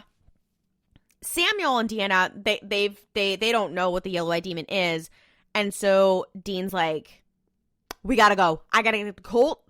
I gotta kill this demon. Interestingly enough, his dad's journal came back in time with him. And it has all this information about where the yellow-eyed demon has struck, because his dad spent all those years tracking where the yellow-eyed demon went and signs of whatever. So this scene is wild and crazy. So he's telling this stuff to Samuel, to Deanna, and to Mary, and they're like, how the fuck do you know this stuff? And he's like, well, my mom was killed by this thing, that's why I want to get this sucker. My dad spent his life tracking it. And then they're like, how do you, this is in a few days from now, how do you know this? And he's like, oh, my dad was a psychic. And Samuel's like, okay, girl. And so he's like, I'm gonna go. And so then it cuts to this scene that makes me want to kill myself. This scene, especially having seen the Winchesters. It's dark. It's really dark. Harrowing. And when I say this is the beginning of his mommy issues, my God. Again, I ask, Castiel, why would you do this to him? You gave him a different complex. He had just healed his daddy issues. Why did you do this to him? Dean goes to say goodbye to Mary before he leaves. And just be like, and she's like, hey, like, I think that, she's like, hey, can I like tell you something? And he's like, yeah, of course. And she's like, I think John is going to propose to me. I'm really excited. And he's like, that's really great. Like, he seems like a really great guy, which is crazy. Why would you say that about John Winchester? To be fair, okay, another thing too is Dean knows that John, like, he doesn't know a lot about how John was before because he was so young when it happened, but like he knows at a certain level that like what spurred him to become the man he was their mother's death. Yeah. So I think Dean has a certain level of like, okay, well, hopefully if I can fix this, he'll be good. It is implied later though that their marriage was not great. There's some weird shit and you're like, whoa. But we can't get into that today. Later seasons of Supernatural, you're crazy. Mary says that, quote, John is sweet, optimistic, and everything a hunter isn't. What if I jumped off a bridge? And she's like, I can't wait to like run off with him and escape this, and I don't want to do this anymore. And she says a line that's so it's so fucking harrowing. Where she's like, I hope that I can escape this life and I can have a family and settle down and have kids. And I hope that my kids never are raised the way I was. That's my worst fear. And that is something they delved into in the Winchesters, which is why when we watched in the Winchesters, I wanted to kill myself. She says that, and then the camera turns to Dean and he's crying. Jensen Ackles is acting his fucking ass off. I mean, I can't imagine what okay, imagine being Mary standing there like, okay, now this man is crying. Yeah. And he's like, and I imagine being Dean he knows next to nothing about his mom. He has just found out that she is a hunter. His father never was. His entire worldview is being turned upside down. Again, Castiel turned his entire worldview upside down. Not just about himself and homosexuality, but also about his own fucking parental issues. The show is crazy. It's just so sick and twisted because I was thinking more and more about it, about how like obviously Dean, despite knowing his mom, like being alive for more of his mom's like than Sam was, like doesn't really know his mom. And this I realized because I rewatched like the first episode where Dean is like, we need to find Dad because we're gonna stop the demon that killed our mom. And Sam's like, that won't bring her back. It's like, I barely remember her. Like, I don't even know anything about her, and you don't either. Yeah. And I realized like Dean has this fictionalized version of his mother in his mind that John made up, basically. And I will say, like, the show does address that several times later before she's brought back to life. Spoiler alert. God, I will say I was gagged with that reveal, but this is a spoiler-filled show because you shouldn't watch Supernatural. Anyway, John is like, hey, can I tell you something weird? And granted, she was there for when he said that his father was a psychic, so I guess that's why she's like, okay. And he's like crying, and he does deliver this very well. He's like, on the night of, it's like November something, 1983, don't get out of bed. November 3rd. November 3rd? Everything in this fucking show happens. Can you imagine if their mom had died on November 5th? I would have killed myself. There was a tweet I think you sent me recently about how the date November 5th shows up in the show earlier. Anyway, he's like, on that night in 1983, do not get out of bed. I don't care what happens. Whatever you hear, don't get out of bed. Please. Your future depends on it. Or he says something like that. And she's like, okay, I won't. And then he leaves. And he's driving in the car to go get the Colt. And guess who arrives? Castiel in his fucking passenger seat. And Dean is like, oh! You could say he's an angel riding shotgun.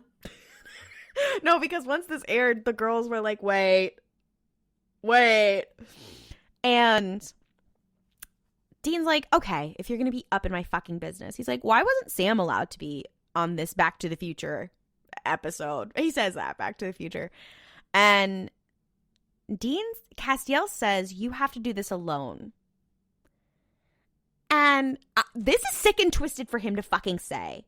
Because again, as we just said, he doesn't remember his parents.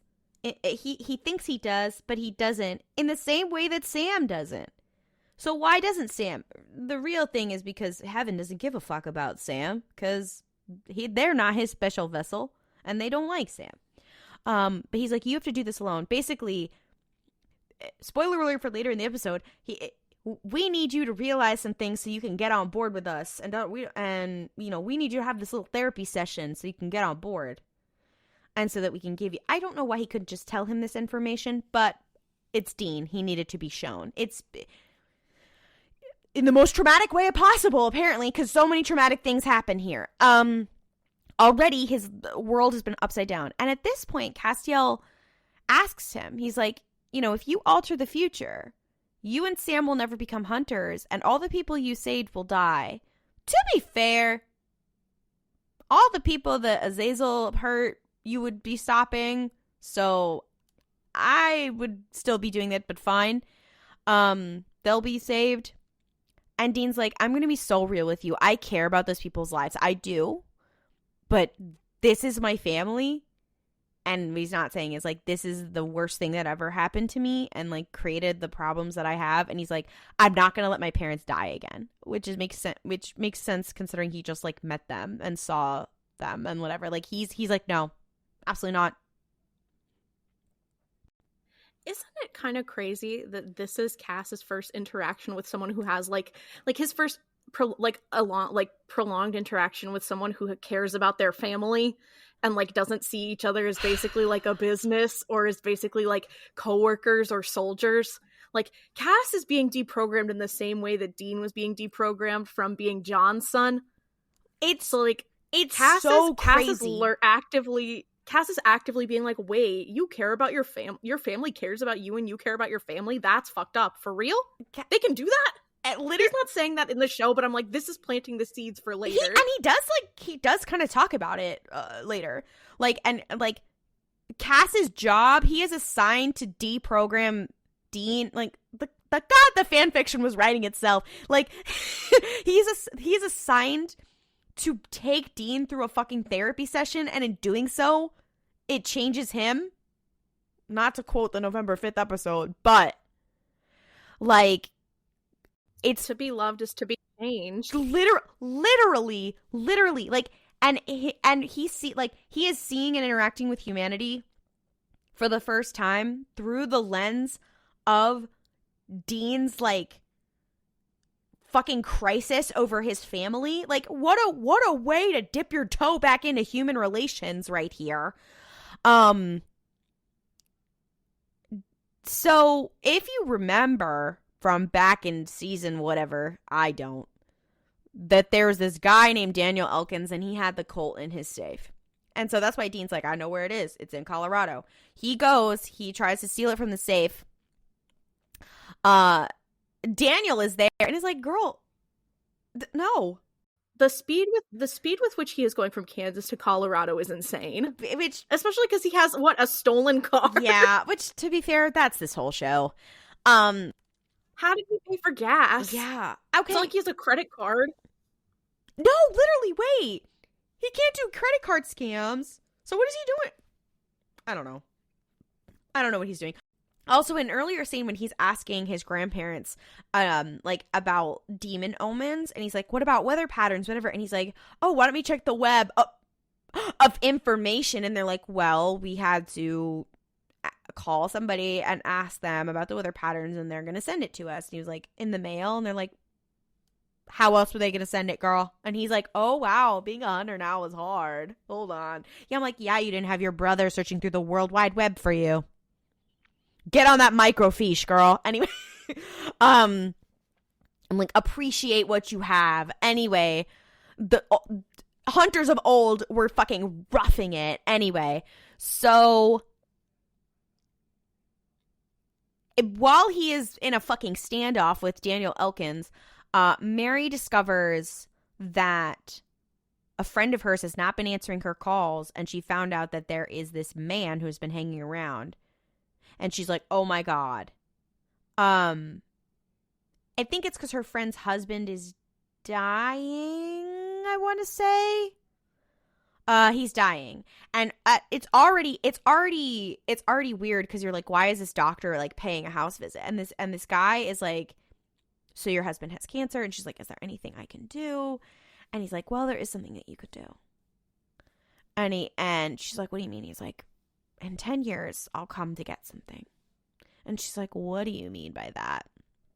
And he's about to do this deal with her. Okay, wait. I just realized another inconsistency. Every time they do a deal, it's supposed to be like, we choose to do the deal, whatever. And we've joked before about how John Winchester had to kiss the yellow-eyed demon to make that happen, right? Except for that there are examples of other people accidentally doing deals and they don't realize and they don't kiss anybody. That kid didn't. Bella didn't. I hope. And yet, something occurs at the end of this episode that, again... Do we know if Bella did? Did Bella? No. She didn't. Yeah, Bella didn't. She was just talking to this demon in the body of another little girl. Like, so again, it's not necessary. So, many questions. Right before this deal is supposed to be solidified, and clearly this is the yellow-eyed demon in a different body, Samuel bursts in the house and is like, and it has a gun and everything. He tries to shoot the yellow-eyed demon. It does nothing. Bullets do nothing. And Mary jumps in. She tries to stab him and beat his ass. That does nothing either. But you know what? She's slaying in this scene. And here's where it gets weird. The yellow-eyed demon then looks at her and he's like, I like you. You've got some spunk. And his eye is on her now. And you realize because of all this stuff and because of Dean being there, well, I guess they would have discovered it anyway because they were going to go to that farm anyway and talk to the people. This is how the yellow-eyed demon, like, how she gains his attention. And you're like, oh, this is sickening. Oh, this is where it all begins. This is sick. Wait, I remember why they went there. I just remembered. Because Dean had that journal. He showed Samuel. Yeah. He was like, this is where it's... And Samuel was like, that's stupid. And then he told Mary about it. And Mary was like, that's my friend. We need to go over there. Yeah, so the only reason Mary knew to go over there was because John's journal, because Dean brought John's journal there. So that's the only reason Mary was there. Castiel, well, Dean isn't there for this part, so he doesn't see this. But, like, Castiel bringing Dean into the past for him to realize that, like, he caused the yellow-eyed demon to pay attention to Mary it's so sick. Castiel, what the fuck is wrong with you? And the Dean finally arrives and helps, and he points the Colt at Azazel, and Azazel's like, "Girl, where'd you get that?" And before he can shoot, Azazel leaves the doctor's body. The black smoke goes out and he leaves, and I'm like, that's his favorite move. And Dean is beside himself. He's like, I missed the shot.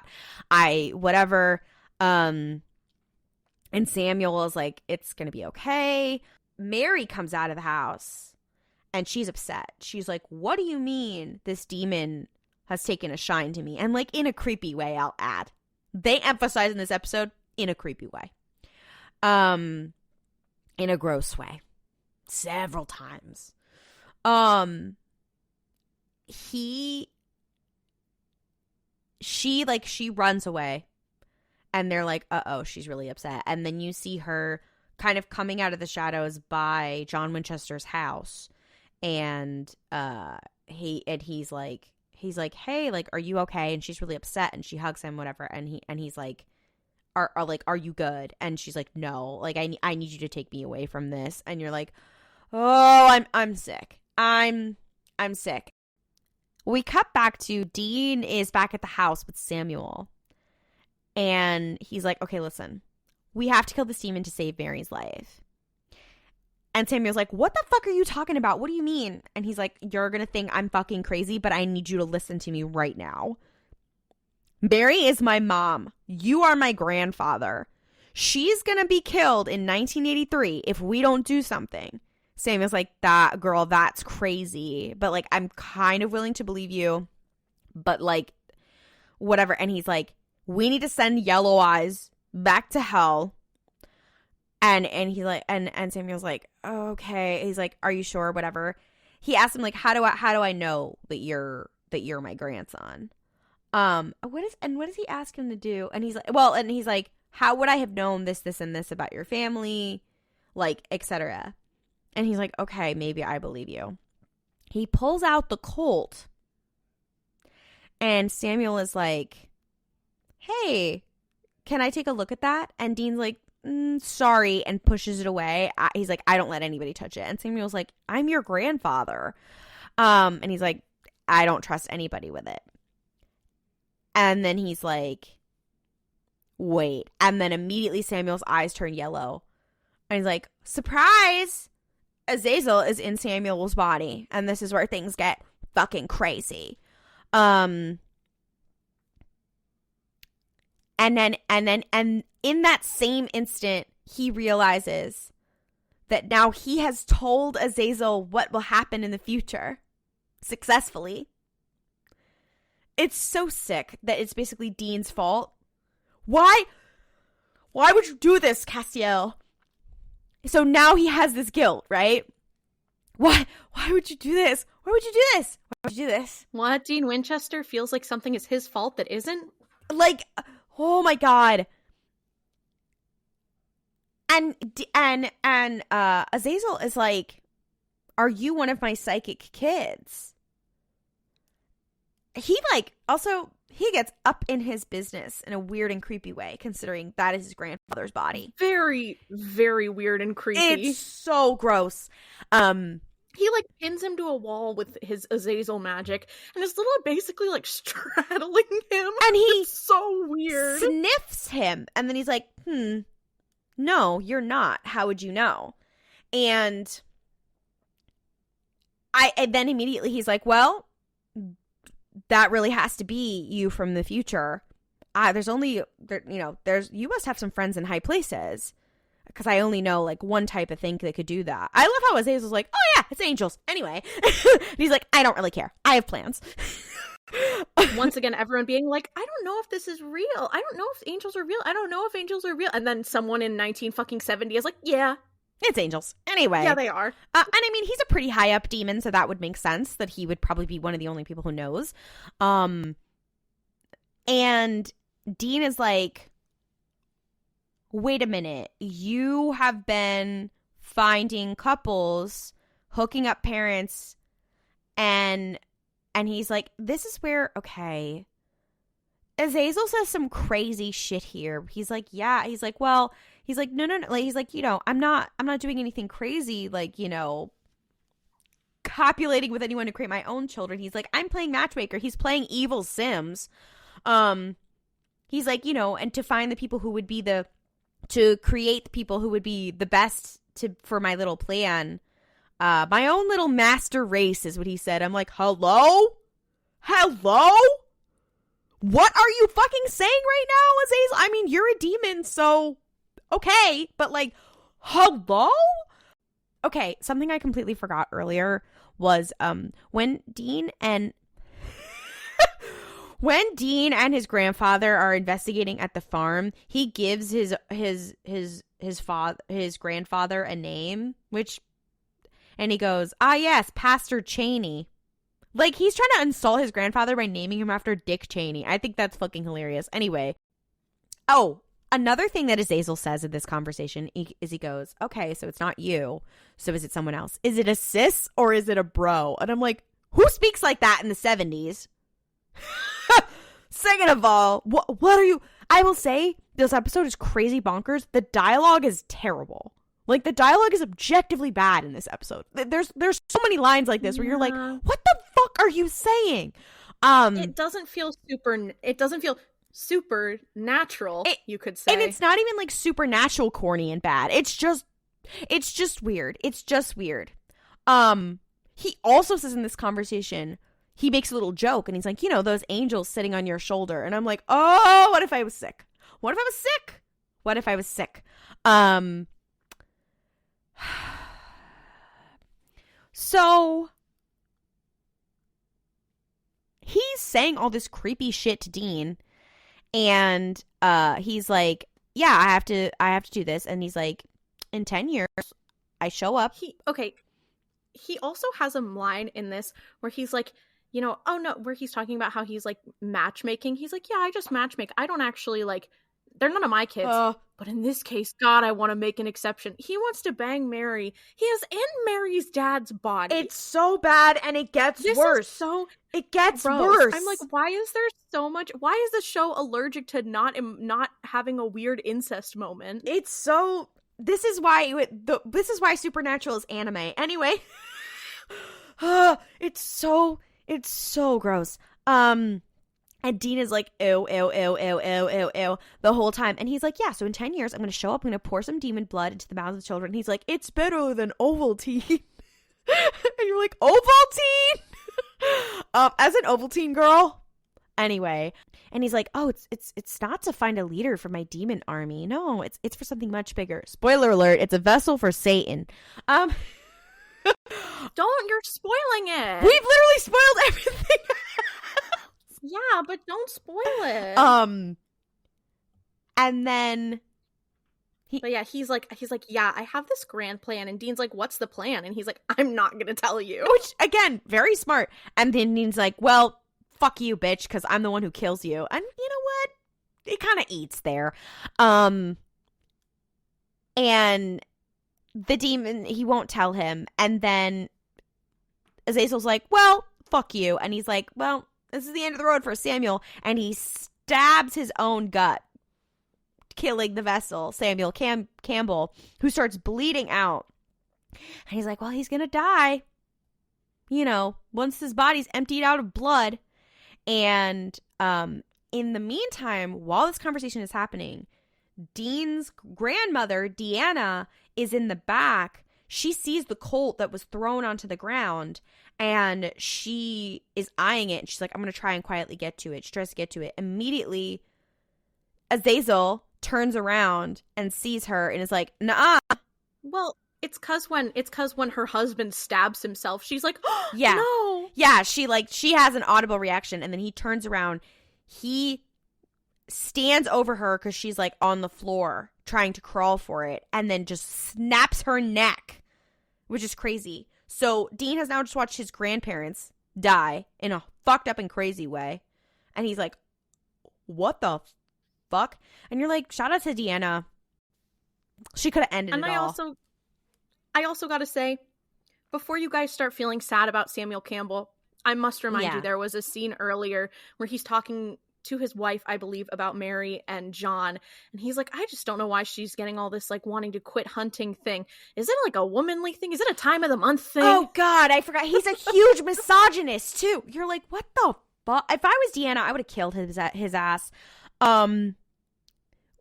We cut now to John and Mary. They're in the Impala at some lookout point. It's clearly the same place that they filmed the couple in the car in the Hookman episode, just like reversed. It looks very familiar. On the wiki, it says they're having a romantic moment in the Impala.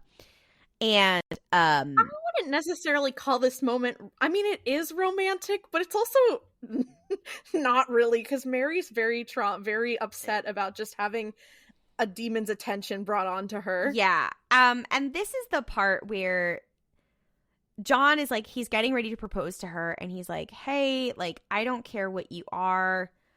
God, okay. The exact quote is, well, okay, she's like, John, there's things you don't know about me. Like, he starts kind of talking like she knows he's gonna propose, and he starts talking to her, and she's like, John, there's things you don't know about me. Yeah. And he's like, it's okay. I'll always love you no matter what you are. And once again, I have to say, we said this during the Winchesters episodes, the direct parallels between John and Mary and Dean and Castiel are fucking crazy. You're telling me that he just met Castiel and Castiel's trying to show him this, whatever, and he's realizing he's more like his mother than he is like his father. And his mother is like, again, and also, everybody, let's talk about because we've talked about this before, about the analogy of hunting as being gay, of like, I have to come out of the closet. And she's basically doing that right then. And she's like, I don't know of you. And he's like, I love you no matter what. Not, and in this case, it's not hunting. It's I've done bad things for Dean, whatever. And that's Dean. He's like, I've done bad things. I don't deserve to be loved. And Cass is always like, I don't care. I'm always going to love you. I feel sick. I feel twisted. I feel bonkers about this. He says this. I'm like, oh, what if I killed myself? And then who shows up? Samuel Campbell shows up, aka Azazel, rips Mary out of the car, and John thinks that like it's Samuel being mad that they're dating. Azazel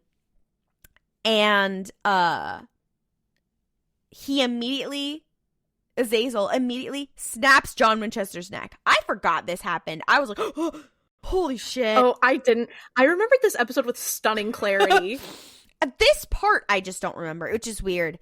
And he's like, yeah, and your parents are dead. And he shows the wound on his own vessel.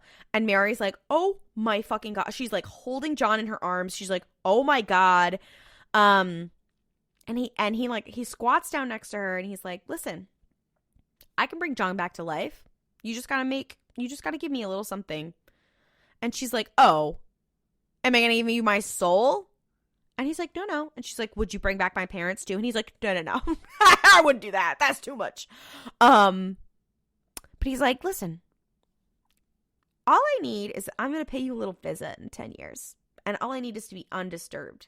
And to be fair, a demon can show up in any vessel. So like, you're going to need to be specific about how that works to me. But okay. And he's like, nobody will get hurt as long as my little ritual isn't interrupted. And you see her look at him and she's like distraught.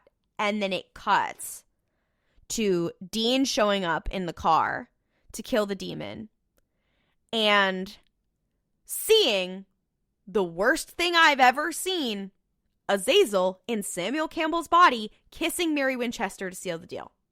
My first response is, so that means that John Winchester had to have kissed Azazel. But then I remember these stuff later. I'm like, he didn't have to. They didn't have to. They just did that to be disturbing in the fucking Back to the Future episode. So you're telling me that John is traumatized by finding out that he is part of the reason why his mother died. Dean is traumatized. Yes, that's what I said. I said he or Dean. You said John. Oh my God. I'm having a moment. So Dean is traumatized in so many layers. He finds out that his mom was actually the hunter and his dad was never supposed to be. He finds out that he is part of the cause. And then he sees his mom kissing his grandfather with the yellow-eyed demon and finding out that his mom sealed a deal. And that's the whole reason why this shit happened. Like, he truly the icing on the shit Sunday. This is Dean's no good, very bad fucking day. And as he tries to shoot him with the Colt again, and immediately the smoke leaves, and then Samuel is their dad. And then John comes back to life, and he's breathing, and he is in Mary's arms, and she's like hugging him. And Castiel shows up, and Dean's like, holy shit. And Castiel like taps him and they leave. And they come back. They're in the present. Castiel wants to tap him, if you know what I'm saying. God, there's something wrong with us. We are back in the present.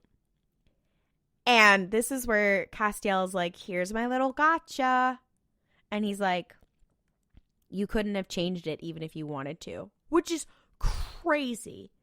Dean experiencing all this and feeling it's his fault, and he's like, you couldn't have changed it, but now I was a part of it. And now if you think of time travel in that way, I was a part of it all along. How could you? Why would you do this to me? Basically Castiel being like, if you had the chance to change your fate, would you? Except you can't. What the fuck?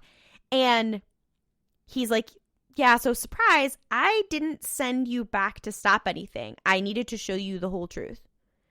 And now that you know, and it's implied that, like, because he wouldn't have believed it if he just told him what happened to Sam, we don't know what's next. We don't know what his end game was. And you know as much as we know. And Dean's like, now why does the wiki say maybe Dean can crack the case? And Dean's like, where's my brother? Because they come back into the motel room where Dean was sleeping, and he looks through the other bed and Sam isn't there. However, there was another scene earlier where Dean was talking to Cass in the past, and he's like, well, you know, whatever, how do you feel knowing that my brother is gonna, like, beat your ass when he comes to find me? I know my brother's busting his ass looking for me, and Cass is like, he's not looking for you. And Dean's like, don't worry, you're lying. Dean's like, I don't know if that's true. So they come back to the present, and Dean's like, where's my brother? And Cass is like, I told you he wasn't looking for you. And we know that's because at the beginning of the episode, we saw Sam was out hunting with Ruby. So he doesn't even know any of this is happening. And Dean's like, what the fuck? And then Cass is like, your brother's headed down a dangerous road, Dean. We're not sure where it leads. So stop it or we will. Which is like, now that is the meaning of stop it the whole time. Like, Castiel had to have planned this little fuck-ass rollout, this performance. And Dean is like, what the hell? And leaves. And that's the end of the episode. To be continued. And you're like, hello? I gotta say, I know I said it at the top of the episode, a to be continued mid-season of a show. Like, yeah, obviously it's to be continued. Like, hello? Like, legitimately like, this has to be in top 10 crazy Castiel moments. Like, this was diabolical of him to do. And the way he rolled it out, and the way he got to the... Well, that's the thing. Like... Okay, that's the thing. Cass is kind of like, I know we talk about him because he's like, oh my god, our baby. But he is, like, actually kind of a horrible person.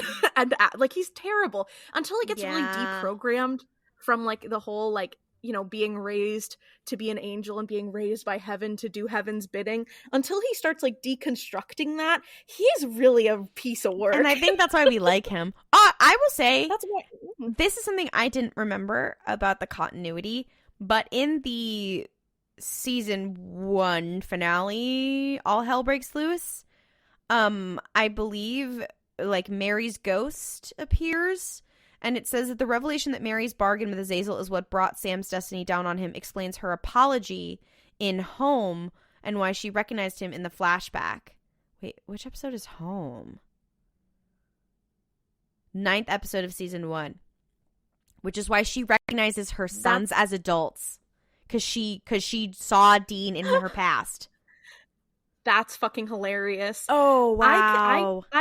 I subscribed. Okay, also no, because there's no way that she would have known he was her son. I feel like if anything, that would have made her more confused because she never finds out that Dean is her son in the past. Yeah. I subscribe to the belief.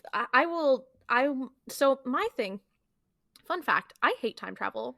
I hate time travel in basically any capacity unless, like, the conceit of the piece of media is time travel. Like, I don't get upset about Doctor Who or something like that for being time travel, but I get upset. Think, like, the epitome I think of this is in Avengers Endgame when they made this huge world-changing thing and then suddenly we're like, oh, but we can fix it by time travel. I'm like, that pisses me off. And I think that I think that this is an example, like, one of the only times that I'm like, not necessarily that I'm okay with it, but I feel like it makes more sense is when I'm like, if time travel is to happen, you can't use it to change the past. Like, the past is already the past. Yeah. The past exists. Yeah. You can't change it. So I subscribe to the belief that this was Dean has already been to the past, so he didn't change anything. It had already happened. Yeah. That's my belief about Which, this episode. again, So makes it more fucked up what Castiel did. Like, yeah. But it was always destined that Castiel would do it. But it's so fucked up. Also, this whole episode, the fact that Castiel was like Dean was like, wait, so angels can just time travel? He's like, time is fluid, Dean. Like, girl. This was that, and that was another gift that people were like, Doctor Who. Like, Super Hulock is strong. Super Hulock is strong and real. Many gifts were used from this episode specifically. Also, in the trivia, it says, when the older gentleman in the diner greets John, he says, say hello to your old man for me. It's revealed in season 8 that John's father, Henry Winchester, left and hasn't been seen since John was a child, leaving John quite bitter. It is possible John's mother remarried after Henry disappeared. Okay, also, speaking of John's mother, Millie Winchester, who we knew from the Winchesters, here's the question. First of all, is she still alive for the events of Supernatural? Like, was she still alive when their damn house burned down? Second of all, why the fuck did they name their child after Samuel Campbell and not after Millie? They've already shown that they don't care about gender swapping. I'm just saying, I think that we needed, instead of being Dean and Sam, they should have been like Dean and Milton. Like, Milton, I'm sorry, the fact Milton Winchester. Also, not. But I guess maybe it's because Sam is dead. Also, Samuel Campbell's dead, so it's like, okay, well. Again, I think about everything with Destiel colored glasses is the problem. So I'm like, there's no other way to look at it. I'm like, Cass is learning about what it means to be human, and Dean is learning that, like, Dean is not learning anything. I feel like Dean is learning information he wish he didn't know. This is kind of, I think, an example of Dean being like, okay, you cannot, it is heaven trying to be like, you cannot be in control of everything, because Dean is desperate for control because he's never had it his entire life. Yeah. He has never once been in control. So it's trying to be like, no, you actually don't have control. And the whole thesis of the show is Dean being like, and Sam, I guess, but is Dean being like, I have to be in control of myself and I need to step it up. Well, and this is the first time that, like, God is like, you can't change your fate. No, bitch. Wait, you can't change your fate. And Dean's like, actually, cock's gun, yes, I can. And that's what this entire show is. And that is also why the penultimate episode of Supernatural does kind of hit. Connected to stuff like that. Like, this is where that begins. Is when they're like, you can't change it. Just get on the wagon. And he's like, actually, no. Fuck you. This is where the whole team free will thing comes in. Places where Supernatural cooked and then they didn't finish the meal. Yeah. They put it in the oven, but then they forgot about it. And a lot like in The Sims, the house just burned down. The house did burn down. That's how it all started. This is just, I need a Supernatural AU where this is just Chuck's game of The Sims. I mean, is that not what it is? Yeah. Are we not all in God's game of The Sims? Yeah. I feel like ending it on that's just God's game of The Sims is kind of a good end. And next week we'll get to the to be continued of this fucking 4-part insane beginning of this season, and then a season that is a normal length. So, oh God, I forgot what it's like to cover a season that's like actually really long. God, I feel I feel nuts. Yeah. I feel like I already can't remember what happened in the beginning, in like the end, like last season. Like, it's already so distant to me. That's pre-Castiel. It's out of my mind. But you know what? The good thing is we always have this podcast to re-listen to. Literally. So thank you. Thank you for listening. If you want more content from us, you can follow us on social media. We're at Mystery Spotcast on Twitter, Instagram, TikTok, Tumblr. You can ask us questions in our TikTok, whatever that feature's called now, our Tumblr Ask Box, or you can email us at themysteryspotcast@gmail.com. If you enjoyed listening to us suffer, please rate the show, leave us a review, Apple Podcasts, Spotify, Podchaser, Overcast, etc. Tell a friend. It really helps. If you want to hear more from us, we are two of the co-hosts of RuPaul's Pod Race, a queer Star Wars podcast. We're talking about a lot of non-Star Wars things right now, but we're having fun. So check it out. We will see you 2 Tuesdays from now for more slaying people, queer baiting things, the supernatural business.